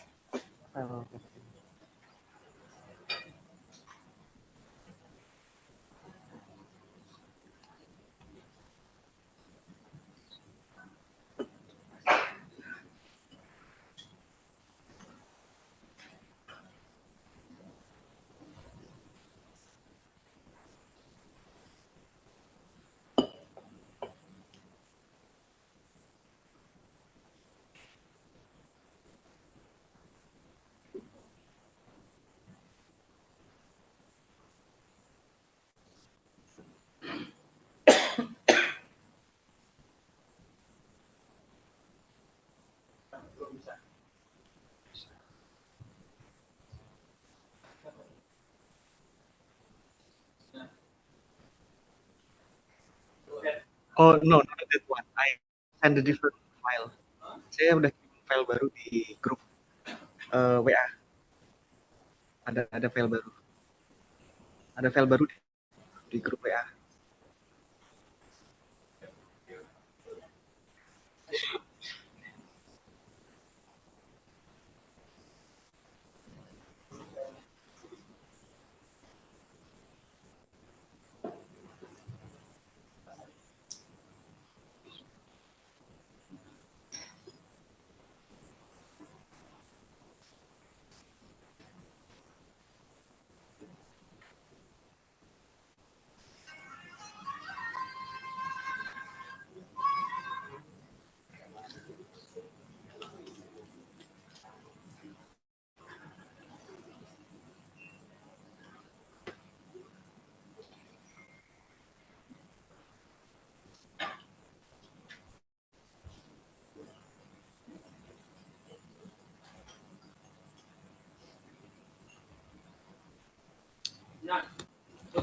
Right, so let me just start. Okay, so thank you for the convener, Pak Muhammad Zain, and also Prof. Makin as the editor-in-chief for this journal. Um, so today I'll be making a very short presentation from what we've been researching for around 3 months. And this is still a very rough draft. And I think that I will need a lot of criticism in order to enable us to make better insights on the uh, politics of knowledge in the development of Islamic studies in Indonesia and Turkey. Disclaimer, I was previously a student of international relations in one of the universities in Turkey, so I'm a recipient of Turkish government scholarship. And throughout my study as an international student, I also was it closely engaging with students of Islamic studies in Turkey. Um, well, some of those are working in Win Kalijaga as well, and also I'm reading some of the literatures that are made by Islamic scholars in Turkey as well. So in a way, this presentation would be explanation about my previous experience when I was studying in Turkey. So next slide, please. Um, so what are the background of this research? So perhaps the audience might be noticing that um, in both Indonesia and Turkey, Islamic studies is one of the core subjects that are being taught and also being provided as courses in universities in both countries. In Turkey, we know that Islamic studies is being provided by the Ilahiyat Fakultesi or the Faculty of Theology. Well, not particularly teaching about theology, but they're also teaching about Balaghah, the Arabic language, which comes under the name of Arab Bilive Belagat. And there's also fiqh, the Islamic law. There's also uh, several disciplines, Ahwal al which goes under the name of Islam Aile Hukuku. And in Indonesia, you know that Islamic studies is being offered by networks of state Islamic universities, and this is a case that is, I think, unique to Indonesia, since states are really responsible to provide religious education based on the constitutional mandate.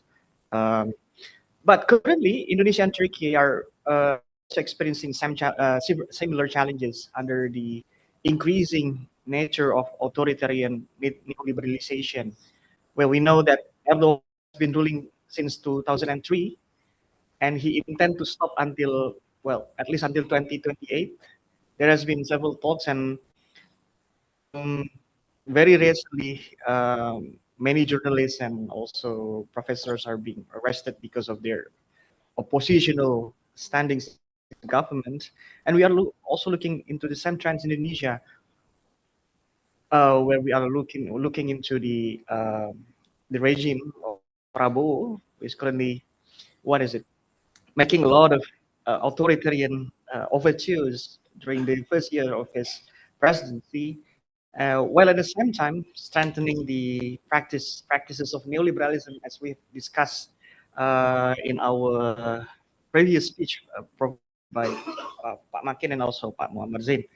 And what is my research question? So my main problem I would like to discuss in this paper is that how does authoritarian neoliberalist mechanism affecting the design and also contents of Islamic studies in both countries, that is in Indonesia and Turkey.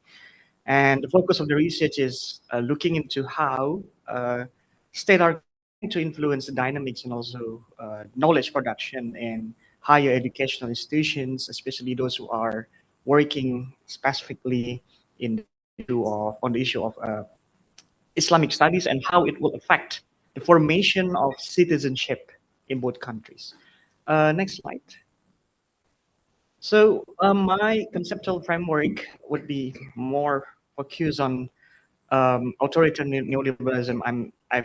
We've been engaging with works by Ernesto Gallo and also Jane Duckett, and also several Turkish scholars such as Berma Leiden. Berma Leiden recently wrote about the precarization of academic and journalistic lives under authoritarian neoliberalism.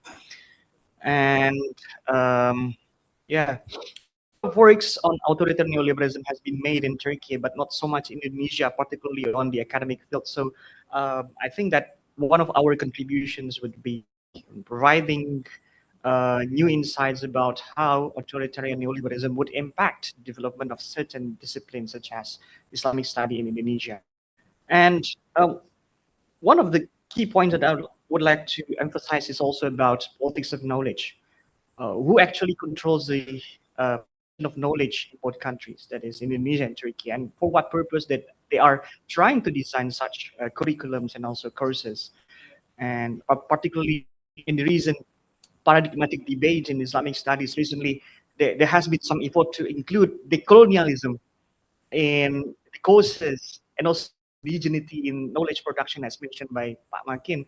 But there's also a critical note. For what purpose does this decoloniality and indigenous knowledge production? I remember once that He Wai Weng, he he often tried to mention about the authoritarian tendency in decolonialism, which is decolonialism is a key to oppose Western knowledge production, but same way it also establishes grounds for strengthening authoritarianism in countries such as Malaysia, but it is also possible in the case of Indonesia as well. In Turkey, it's also happening. I will be mentioning this case as I go along with my presentation. For research method, so this will be a comparative qualitative study. So looking into the strategic planning made by, well, in Turkey, it's quite unique because Islamic studies goes still under the Directorate of Higher Education, not under Diyanet, the Presidency of Religious Affairs.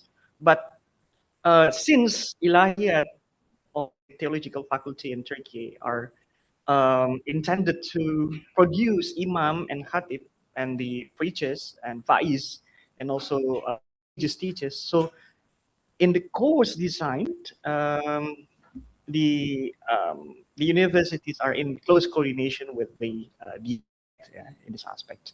Okay, and Indonesia is obviously under the dictis, yeah. And what are the key variables? Next slide, please.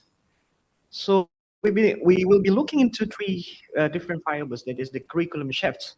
That is a way to adjust marketization of education itself. So previously Indonesia and in Turkey, particularly from 60s up to 90s at least, the existence of Islamic studies is to produce religious scholars, religious teachers, judges, especially in the context of Indonesia, to produce judges and also religious civil servants who are loyal to the state and also like to provide Islamic guidance to the citizens. Yeah, in Turkey, there has been several shifts. Yeah, particularly in 1990s when neoliberalization started. The narrative is becoming much more what is it, less controlled by the state, but is still attached to the state control. And the second one is the institutional control. That is, I've told you before about the role of dictis in Indonesia and also the role of Diyanet together with the Yükseköğretim Kurumu. Yükseköğretim Kurumu is dicti in Indonesia, the higher educational board in Turkey. They have the significant role in ensuring that the curriculum is designed in accordance to the national goals. Yeah. In Turkey, they have the Vision 2023, and in Indonesia we have the Indonesia Emas 2045, which in many ways are designing new conception of citizenship that is based on technocratic moralistic citizenship, if I may try to coin a term here. And there's also paradigmatic debates within Islamic studies that I think we think that this debate might be trying to envision new political goals and visions that are intended by the leaders of what country. Yeah. Next slide. So, in a way, we have found three emerging streams. Yeah. This is a very temporary findings, and have to be really careful when creating this kind of categories because it might not be correct. And I have to look in courses that are provided and also curriculum design and also the strategic plannings, which I haven't go into that detail. But to our findings now, what we found is that three emerging streams. The first one is vocationalist approach. That is to train religious teachers. So this is the traditional approach that is being created as a graduate profiles for all of the Islamic studies, both in Turkey and Indonesia. And most of the graduates of Ilahiyat and also UIN are are envisioned to become civil servant in Ministry of Religious Affairs and also the ANET in Turkey. The focus is on tradition, memorization, and also religious compliance.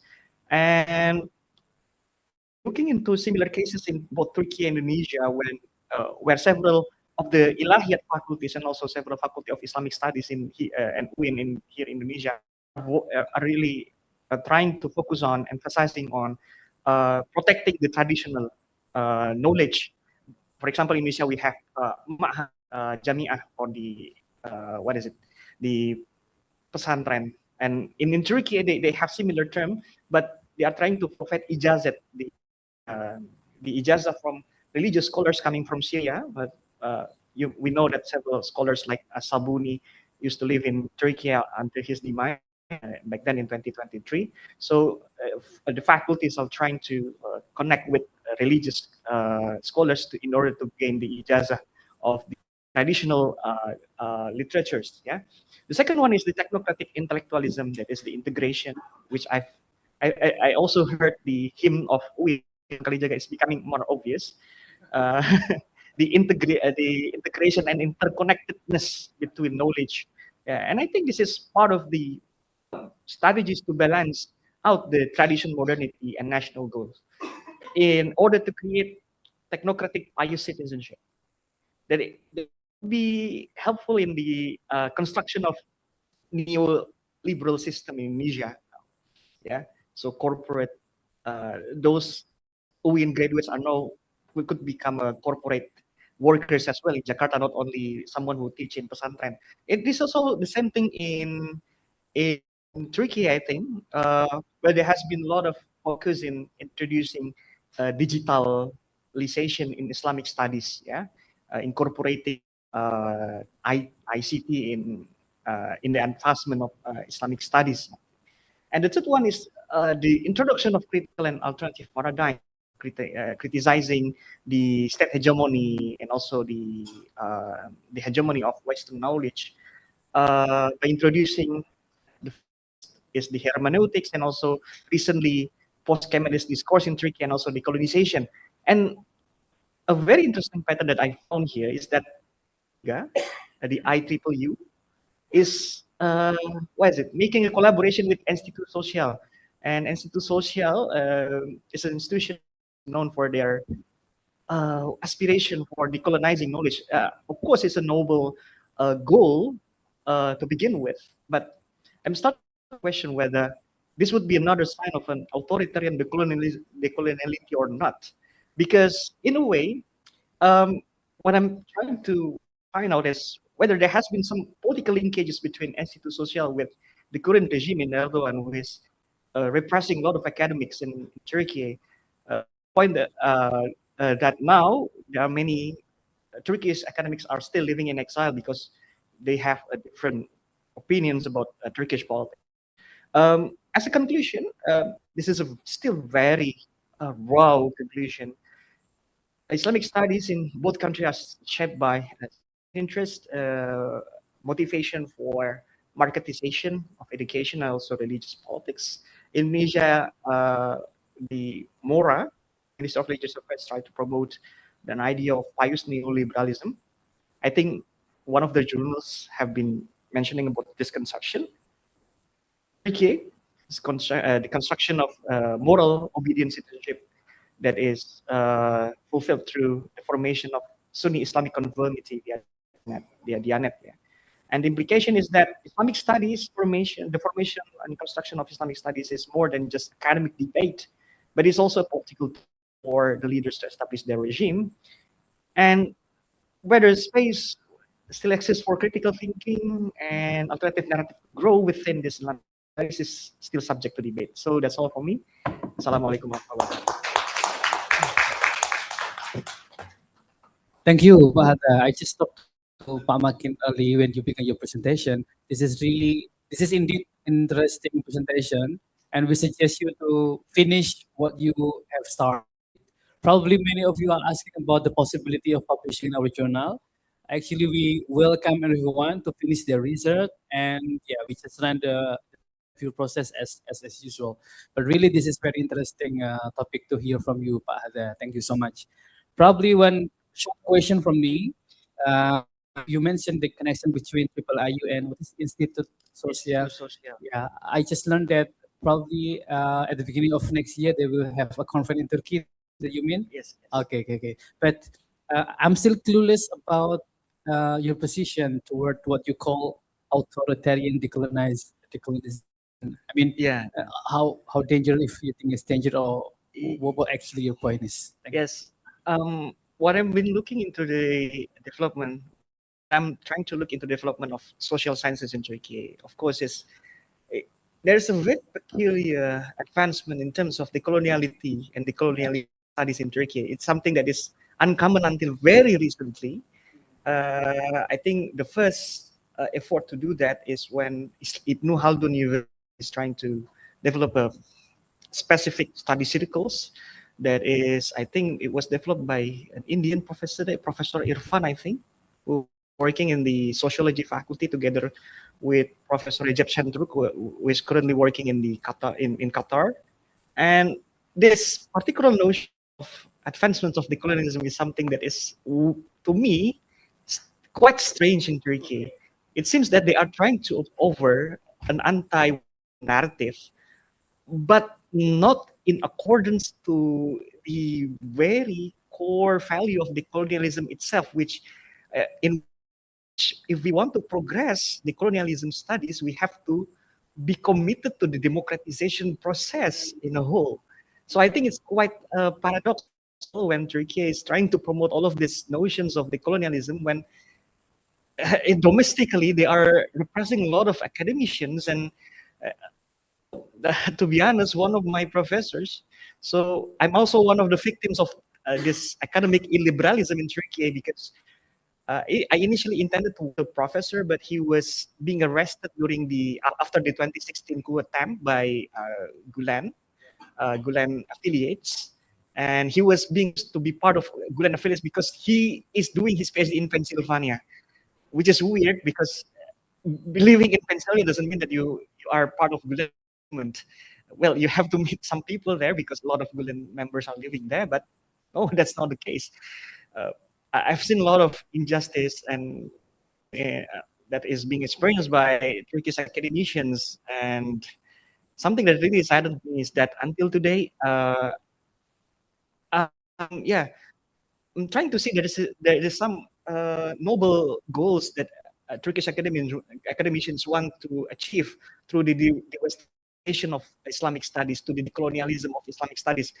But this is not uh, conducted under what is it, goodwill, yeah, under the notion of goodwill is to advance the colonization along the progress of democratization in the country itself. So basically that is my take about what I mean by the authoritarian decolonialism. This is something that Hei Wai Weng is problematizing every time he heard about the colonialism in Malaysian universities. Yeah, yeah. Interesting. in Indonesia and elsewhere, at the same time, anti-Western or decolonization program runs. So there is, I think, a very clear line connecting the ideas back to identity, who we are. No? But at the same time, this identity is quite useful to strengthen the authoritarian regimes. I think absolutely we agree. So if we listen carefully to many speeches and public statements anti-Chinese, anti-West, and please depend on yourself and who we are, is always very useful. At the same time, it's always abused, violated uh, for the benefit of retaining only one power, retaining the old power. And we are quite disappointed that the power remains in the same hands for many decades. Although we change, we try to change, we try to put ballots to different people, that a new guys in the end also collaborate or collude with the old oligarch. That is very disappointing. So, like as you mentioned in your paper, moderasi Brahma. That is very interesting. moderasi beragama is not for the government, not for the ruler. Moderasi beragama is for the citizens. You have to be moderate, you have to be obedience, you have to be nice. But never moderasi agama criticize the ruler, the government, the minister, or even the president. Never. Always moderasi beragama is directed toward the citizens. Be a moderate, be a tolerant, be good with other people. But never is moderasi beragama against or criticizing the government. So the citizens should be moderate, but not the government. So this, I think, is very much aligned with your research, Pak Atta. Thank you very much. Well, about moderation, I think it's quite different, Pak Ahmad, from what I've experienced in Turkey because they don't really care about moderate Islam. For them, moderate Islam is an enemy of orthodoxy. Yeah. So in this aspect, they are trying to marry orthodoxy, Islamic orthodoxy, with neoliberalism in a way that all of the Turas and also all of the religious literatures available could pave way for consolidation of authoritarian neoliberalism, that is through the notion of itaat and also the Ahlus Sunnah wal Jamaah, the Sunni Islam tendency to support leaders. Those are arguments are always being repeated by the scholars. And well, if you know the Friday sermon in Turkey is always being drafted by Ankara.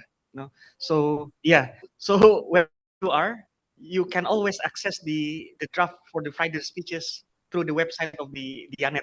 Yeah, so you can see the drafts, and sometimes if the imam is quite creative, he always can include something, but not against the main message of the sermon. So I think that is part of the strategies of creating obedient citizenship. Sometimes the imam would remind about hygienity. Sometimes the imam would remind about something contributive from Turkey context. I mean, higher education in Turkey to be implemented to higher educational system in Indonesia, especially to develop Islamic studies.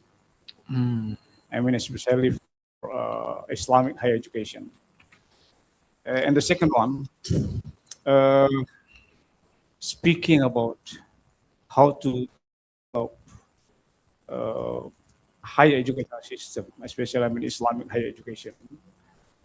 I think it's not supposed to be related to only religious studies, but also it's supposed to be related to, modern sciences, like sociology, anthropology, and so forth. So my question, how you see the effort that the government do or educational leaders do to inject the modern science to Islamic studies in both countries, both Indonesia and Turkey.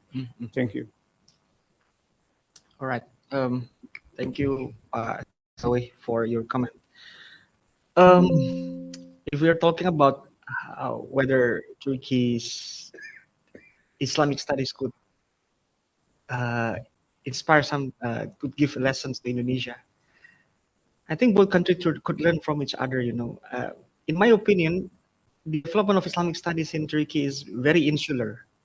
I think they are not really open to the development of Islamic studies from outside of their region. And recently, because of the internationalization of Islamic studies in Turkey, they realized that there is a need of, for example, madhabic dialogues, because they are very much centered with the narratives of Hanafi madhab in their construction of Islamic law. Well, of course, they are Shafi living in the Kurdistan regions, in Diyarbakir, in Siirt, in the borders with Syria. But then again, when we are talking about the law production, they are very much insular. And until very recently, and I think started around 2000s, I need to check the curriculum, but there has been some noticeably some significant difference in how they are trying to promote more dialogues about, for example, by introducing fiqh al-muqaranah, the comparative fiqh in many schools, and also because of this influx of religious scholars styled from Syria during the era of Assad, I think they started to realize that, okay, we need to improve the insularity of our Islamic studies.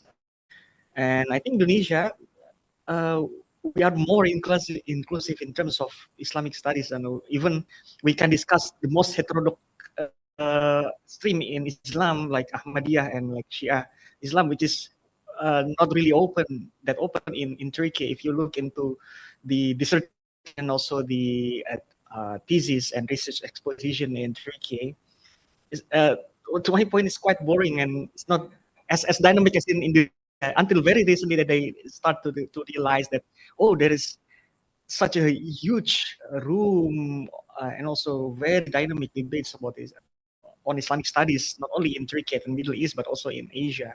And that is why a lot of Turkish scholars are interested to build more engagement with Indonesian scholars. And that's why a lot of, well, they could represent university and they could represent Jamaah like Nur, the Nursi Jamaah.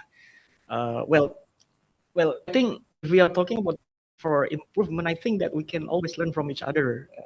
Turkey can learn from Indonesia, and Indonesia could learn from Turkey. What Indonesia can learn from Turkey is that um, they have this clear path of career for the Ilahiyat students, for the students of the for the Faculty of Theology, because they have this very institutionalized body of Diyanet, yeah, which controls not only the Ilahiyat faculty, but also the Imam Khatib Okulu. It's similar to the Ali, also Sanawiyah level of our educations, yeah.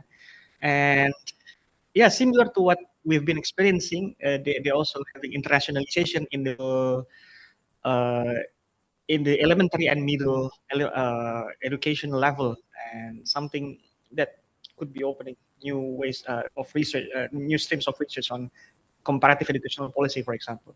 And how, second question, how is the effort of the government?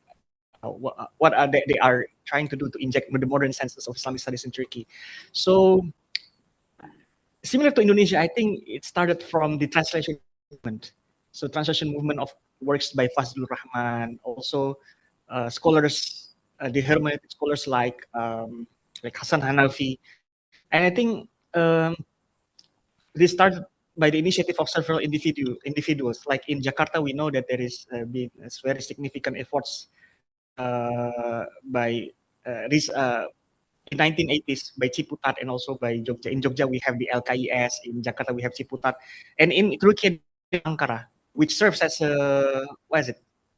As a mediator for all of these works to be translated to Turkish language, and therefore people could realize that there is a very rich discussions about Islamic studies that made a lot of Turkish realizing the importance of placing hermeneutics.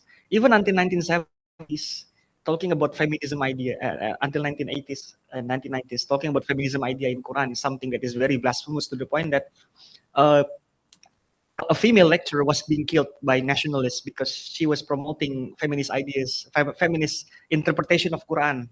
Yeah, she was being killed by nationalists in 1980s, if I'm not mistaken. Yeah.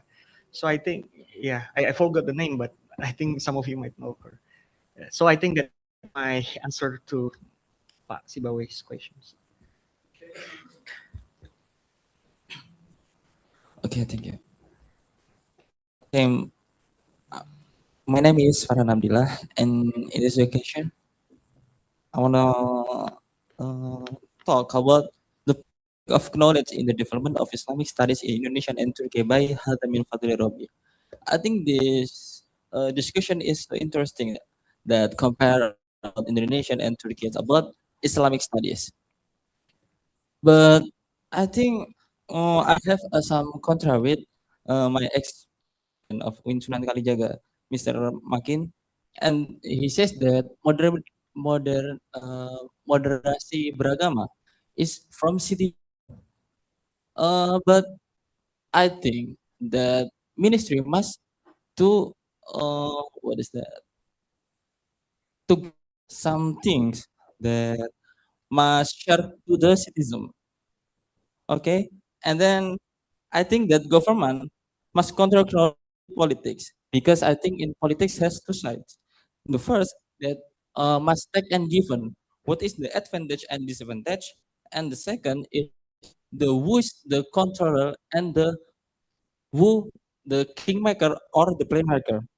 And then my question, I think that I mean Mr. Hadamin Robi can some suggestion to us how to step them to control by the politics of Islamic studies, maybe from Indonesia or Turkey.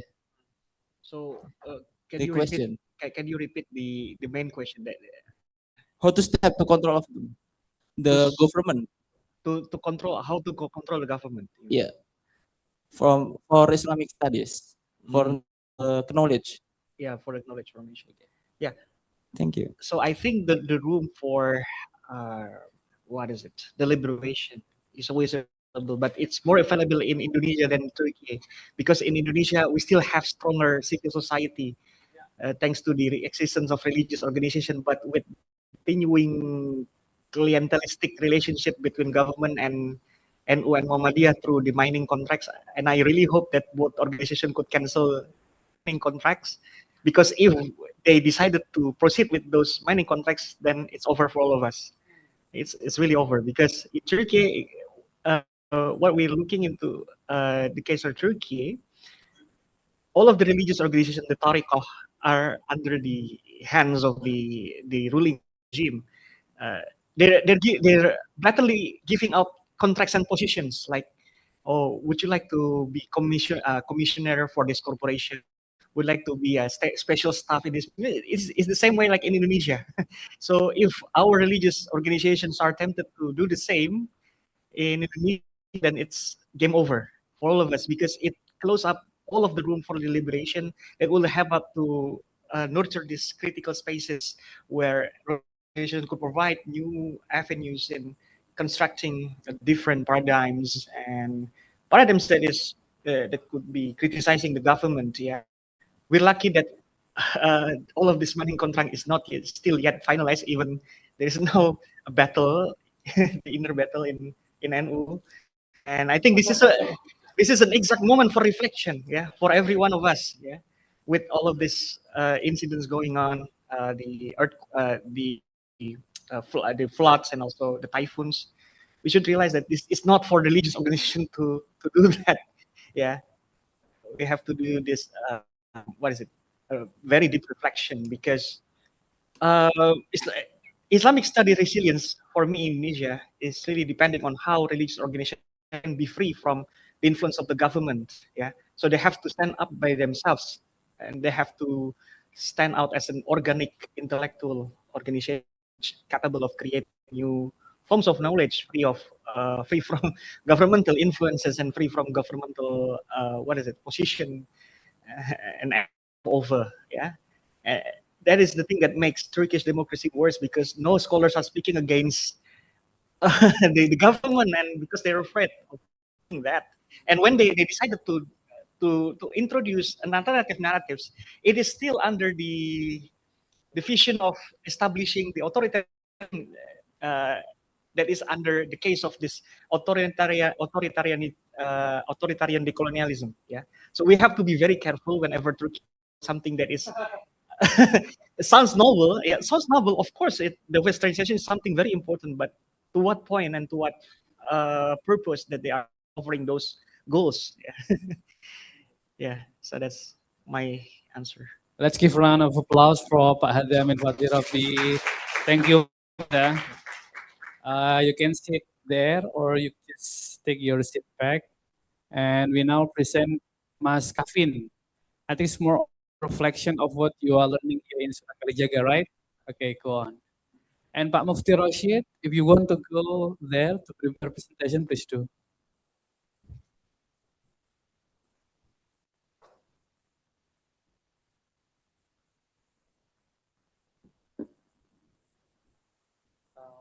Mulai dulu. Have you sent already? Yeah. Okay. There is no any change so that use the previous submitted document. Just finish it just now. What? The presentation. Oh no no, I'm making notes. Okay. Assalamualaikum warahmatullahi wabarakatuh. Good morning everyone. My name is Ahmad Kavin Atska. I'm a student of postgraduate program in UIN Sunan Kalijaga. Actually, I have a partner here, but he is unable to attend because there's a pilgrimage matter, and then so I'm here alone. So what I want to present right now is about basically a simple reflections toward the dynamics and complexities of being student in Islam University. Well, it was started when we sit together in the courtyard of postgraduate program building. I forget this is before Asar or after Asar, and then we realized that there's very a lot of fun in the faculty. I think we just realized that the number of student of master degree is increasing time by time, and then most of them are look young. I don't know if it's me look older or they are look younger, but I think uh, we we assume that the the age the age of them are not that old. So then, from this perspective, we further analyze what the challenge for them for studying in master degree. So by that conversation, we develop a research framework, simple research framework, and then we submit it into this conference. And what we found is that totally interesting, totally complex, and I know it is. I don't, it is right for us, right for the lectures, like for right for the institution. We don't know that. I just want to represent what we get from the data. Next slide. So the problem is, firstly, there is increasing number of master student, and then yeah, we most of us are from the Islamic studies group student, and then we know that this field of study is quite problematic in some way, not in the discussion of studies, but in the maybe from the perspective, from the projection, from the strategies, and then firstly from the academic positions. There is a dichotomy between the Islamic studies student that are they a believer or they are a historian while studying the Islamic studies. Which position they have to positioning themselves. It is make them confused on how they have to react to the studies coming to the class. So there is an additional perception by the public that most the Islamic studies student are projected to be a preacher in the future. In student themselves, they have a problem about educational paradigm and the functions of their study. And next slide, sorry. This is can be a lot worse because our finding that most of the respondent of our research are young age, are Gen Z, 22 to 26 years. So yeah, it is very young for a master student actually compared to the like 10 or 20 years ago. And then we have to know the reason why, we have to know why they are studying this, what are their problems. So yeah, this is might be the answer for the lecture. if all the lectures are correct. So next questions. So the research question coming for this paper is, what are the problems faced by the graduate student in the Islamic studies? How complex are the issues? and how does the relationship between the campus and the student position into these complexities. So from this, in the in the third question, actually it's included the projection of them of their future, but later we can discuss later in the next slides. Next, the research method implemented in this study is exploratory. We use a qualitative data interpretation from the questionnaire that we deliver into student of 3 faculties uh, in 4 faculties in Win Sunan Kalijaga, from master student from Faculty of Ludin, UPI, from the Faculty of Syariah and the graduate school. Next. This is the finding that very, very interesting to discuss. Firstly, Indonesian Mainstream Islamic Academia producers are pesantren and PTKI, or perguruan tinggi keislaman, perguruan tinggi Islamic University. Nah, from the background that we discover, from the data that we discovered that most of them have a very, very strong religious studies background, started from their high school background. But does it make their studies easier, or it will make it harder? Our finding is that there are language barrier within the student of master degree, and then they done the paradigm from the master degree that provided in PTKI, it doesn't match with their purpose of study, and then the education culture is totally shock them, and then education projection is is what is it's quite biased, something like that. And then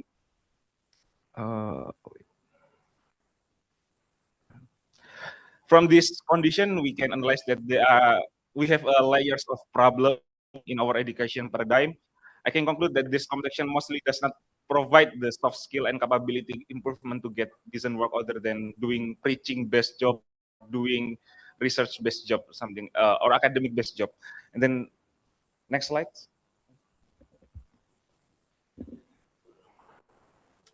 Here's what we analyzed or we conclude from the reality that PTKI's projection toward the student, either will be a preacher or they will be a researcher, especially for Islamic studies group. Correct me if I'm wrong, but our finding is most of the students that we survey, they have a projection to work in professional field, in non-academic professional field, like Rajat, even though the value domination is totally different from the Islamic studies group, like in professional, it's dominated by the strategic, managerial, and technical, but they have a projection of it. They also state that they don't have enough education paradigm or socialization what professional projection that they wish they get from their master. And because I once remember that one of my lectures that if you enter to the master degree program, the only one way that you will, the only one thing that you will do in the future is being a researcher or being a lecturer. Even though in fact the student, most of them are willing to be a professional worker. This is, I think, it's kind of determining the fact that some of our lecturers doesn't really know their student. And then the next slide. And now about the difficulty that faced by the student. Students are totally have a problem with dealing with foreign language literature. They said that while in the bachelor in undergraduate program, they don't really have a problem. While entering the master, they have a really big problem related with the language, especially in English. And mostly if they are graduated from R, for example, they have a problem with English. And they said that they have a very strange unfamiliarity with the academic writing, because we know that in master degree we'll write a lot, we read a lot, and then they have a difficulty making article reviews. They have a difficulty understanding in various theories.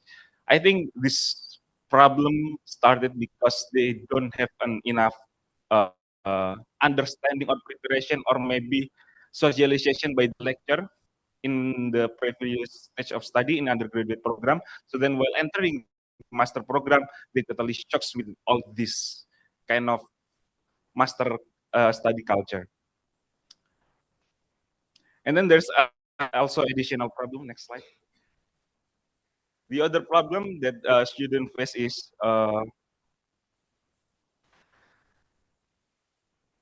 they have a problem with unavailability of training familiarity of journal processing. Like this already, me actually now in semester 3, most of my friends are asking, I have submitted the journal. Is this waiting for the review or there's another something like that? They don't understand at all, even though they already in the third semester. So this problem should be faced by the both institutions and the student, but as actors are responsible to provide and fulfill in the sake of mutual improvement.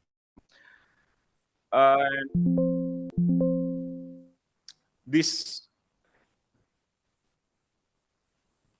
and next slide. This study found the structural, epistemic, and cultural problem that pose significant barriers to the goal of building student academic capacity, and the dominance of pesantren and Islamic-based school graduates in PTKI, despite their solid basic competencies, has given rise to the paradigm when confronted with modern academic culture. And then the ambiguous orientation of the study paradigm creates confusion, creates that impacting the study process and also impacting the process of the student development, that they might be stuck in the indecisiveness of what they're going to do in the future or in the next stage of life. This condition increasing the risk that PTKI has the potential to lose its central role as a product of competent Islamic researchers, just as students also have the potential to become a victims and premature academics. From this research, I also want to say that I never been a lecturer, and I believe that all the lecturers wants to be a student. But the thing is, there's some difference between the perspective among the student and the teachers right now. Even though the lecturer or the teacher is they have been they have once be a student, but we are totally live in this different life, right? We are totally live in the different projection. We are totally live in the different challenge. I think these things also indicate that most of the lecturer are forget to educate the student, and they chasing for something bigger like titles, something like that. I don't know. Just I never be a lecturer. You guys, the lecturer that have be wants to be a student may clarify about my statement. But thank you very much for your attention and time. Hopefully, this is make the dilemmas of the student clearer. Thank you very much. Wassalamualaikum warahmatullahi wabarakatuh.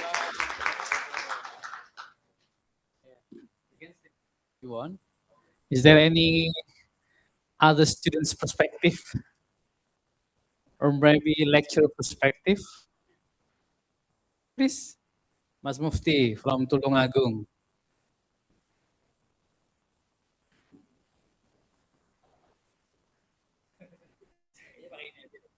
Enggak usah saya. Okay, thank you so much. Thank you so much. My name is Mukti. I'm from Tulungagung, and now I'm taking my PhD in UIN-Suka. And I'm very interested in what you have presented now about how the academic environment and some structural epidemics. Yeah. I have a question. Now, the trend in postgraduate study, maybe in master and doctoral, all of students must submit choose Sintawan, Sintaju, or Mrs. Kopus, and they put the name of their supervisors as the second or third author. But it is yeah, this is good, but sometimes it is disastrous, disaster, as what I will explain after this. Yeah, because I will present after this. But I think because the time is limited, so maybe I will present for Isoma. Yes. Okay. Yeah. So, what do you think, as the perspective of student, does it make you feel a burden? Or I'm sorry to ask you, do your supervisor really see your article? I mean, does do they or really give feedbacks or something like that? Because I found in some articles that I will present after this. Uh, I'm so sorry. Um, most of the third author are doctor and professor, but they do not notice there is a big mistake in uh, their students' article. So I'm sure that maybe they are. Nah, this is also the system. Maybe from the government because they have too many things to do. So, yeah. So what is your opinion about that? Thank you so much. Thank you very much, Mas Mufti. Mas Mufti. Firstly, I want to state that Alhamdulillah that I never be proposed by my lecturer to put their name in my article. Alhamdulillah, but my friends are, and we share about our story, and then what they said is, yeah, they never read, they never see the article, they never give any feedback. This is the things that bureaucracy has to institution.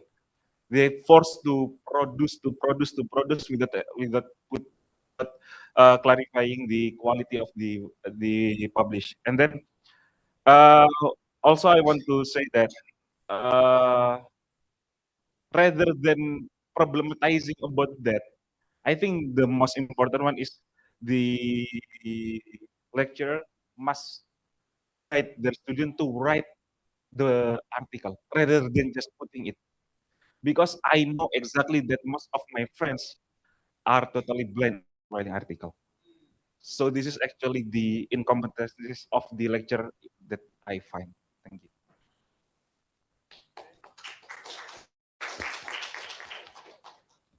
We will go for lunch at 12, so we still have like 15 minutes. Someone want to add something? Experience? It is bad or good? Excuse me, for disclaimer, I will be free for judgment from the lecturers. Thank you. Ibu Atun Plan.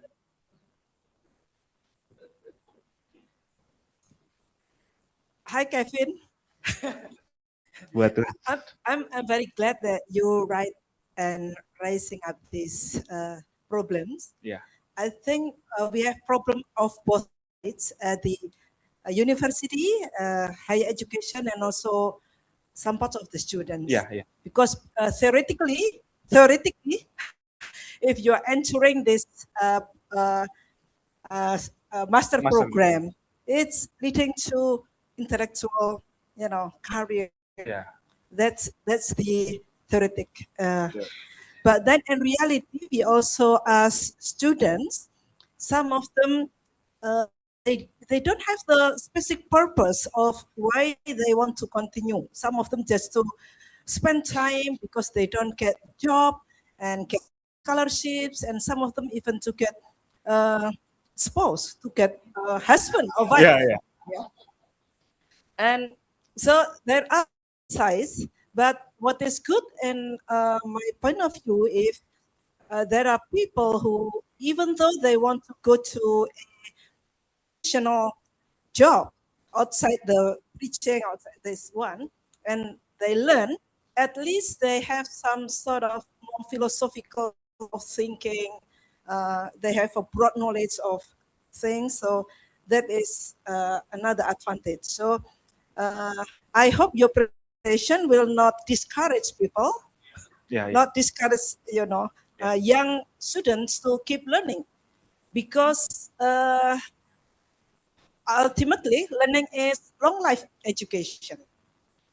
I have friends when I was a student who are 60, 70 years old, but they are good learners. And a lot of our predecessors also learners. So there are problems, but there are also advantages. And if you look at the good sides, then we get the good side. If you look at the bad side, you get the always. So Yeah. thank you, Kevin, for bringing it up. I don't ask you to write my name. In fact, we are objective. May I? Our name. First thing first, I want to say thank you to Bu Atun for the input of the and critics my paper. I totally realized that the limitation of my paper are the scope. There's a lot of reason why student right now, Gen Z right now, continuing their study directly right after finishing undergraduate to master degree. There's a lot of reason, and it's totally very complex. Maybe like the job vacancies are limited. Maybe the job qualification are not that well. Uh, what not capable enough. And then when they mostly what delaying their indecisiveness into 2 another years. I want to say that this complexion is totally not just from the perspective of student, not just from the student or the lecture. It's totally a complex. Also, if we are talking about the lecture, that we know all the bureaucracy of big lecture, doing A, doing B, doing C, fulfillment to B A to B C, getting more titles, getting more publishing journal, and then etc. Yeah, these are totally a complex. So if we can make it clearer for the purpose of education, it might help both of the actors, both of the student and the lecturer, and maybe the environment of the institution, the campus, it might help also. Thank you. Okay, enough. Yeah. Thank you so much. Yeah, I learned also from you. Instead of being mad to student for doing, plagiarism, chat GPT, so on and so forth, I think I forget to teach you how to do academic behavior correctly. So thank you for reminding me that as well. Colleagues, we have time to lunch, and lunch is already at the first floor. There is also a musola when you can do the salah. Don't forget to come back at 13:30. We will continue our session. For now on, because we are still complete, I will ask you to come forward. Let's take picture together before having lunch. Please. Here, di depan ya. Please. So everyone's getting up. We got a picture first.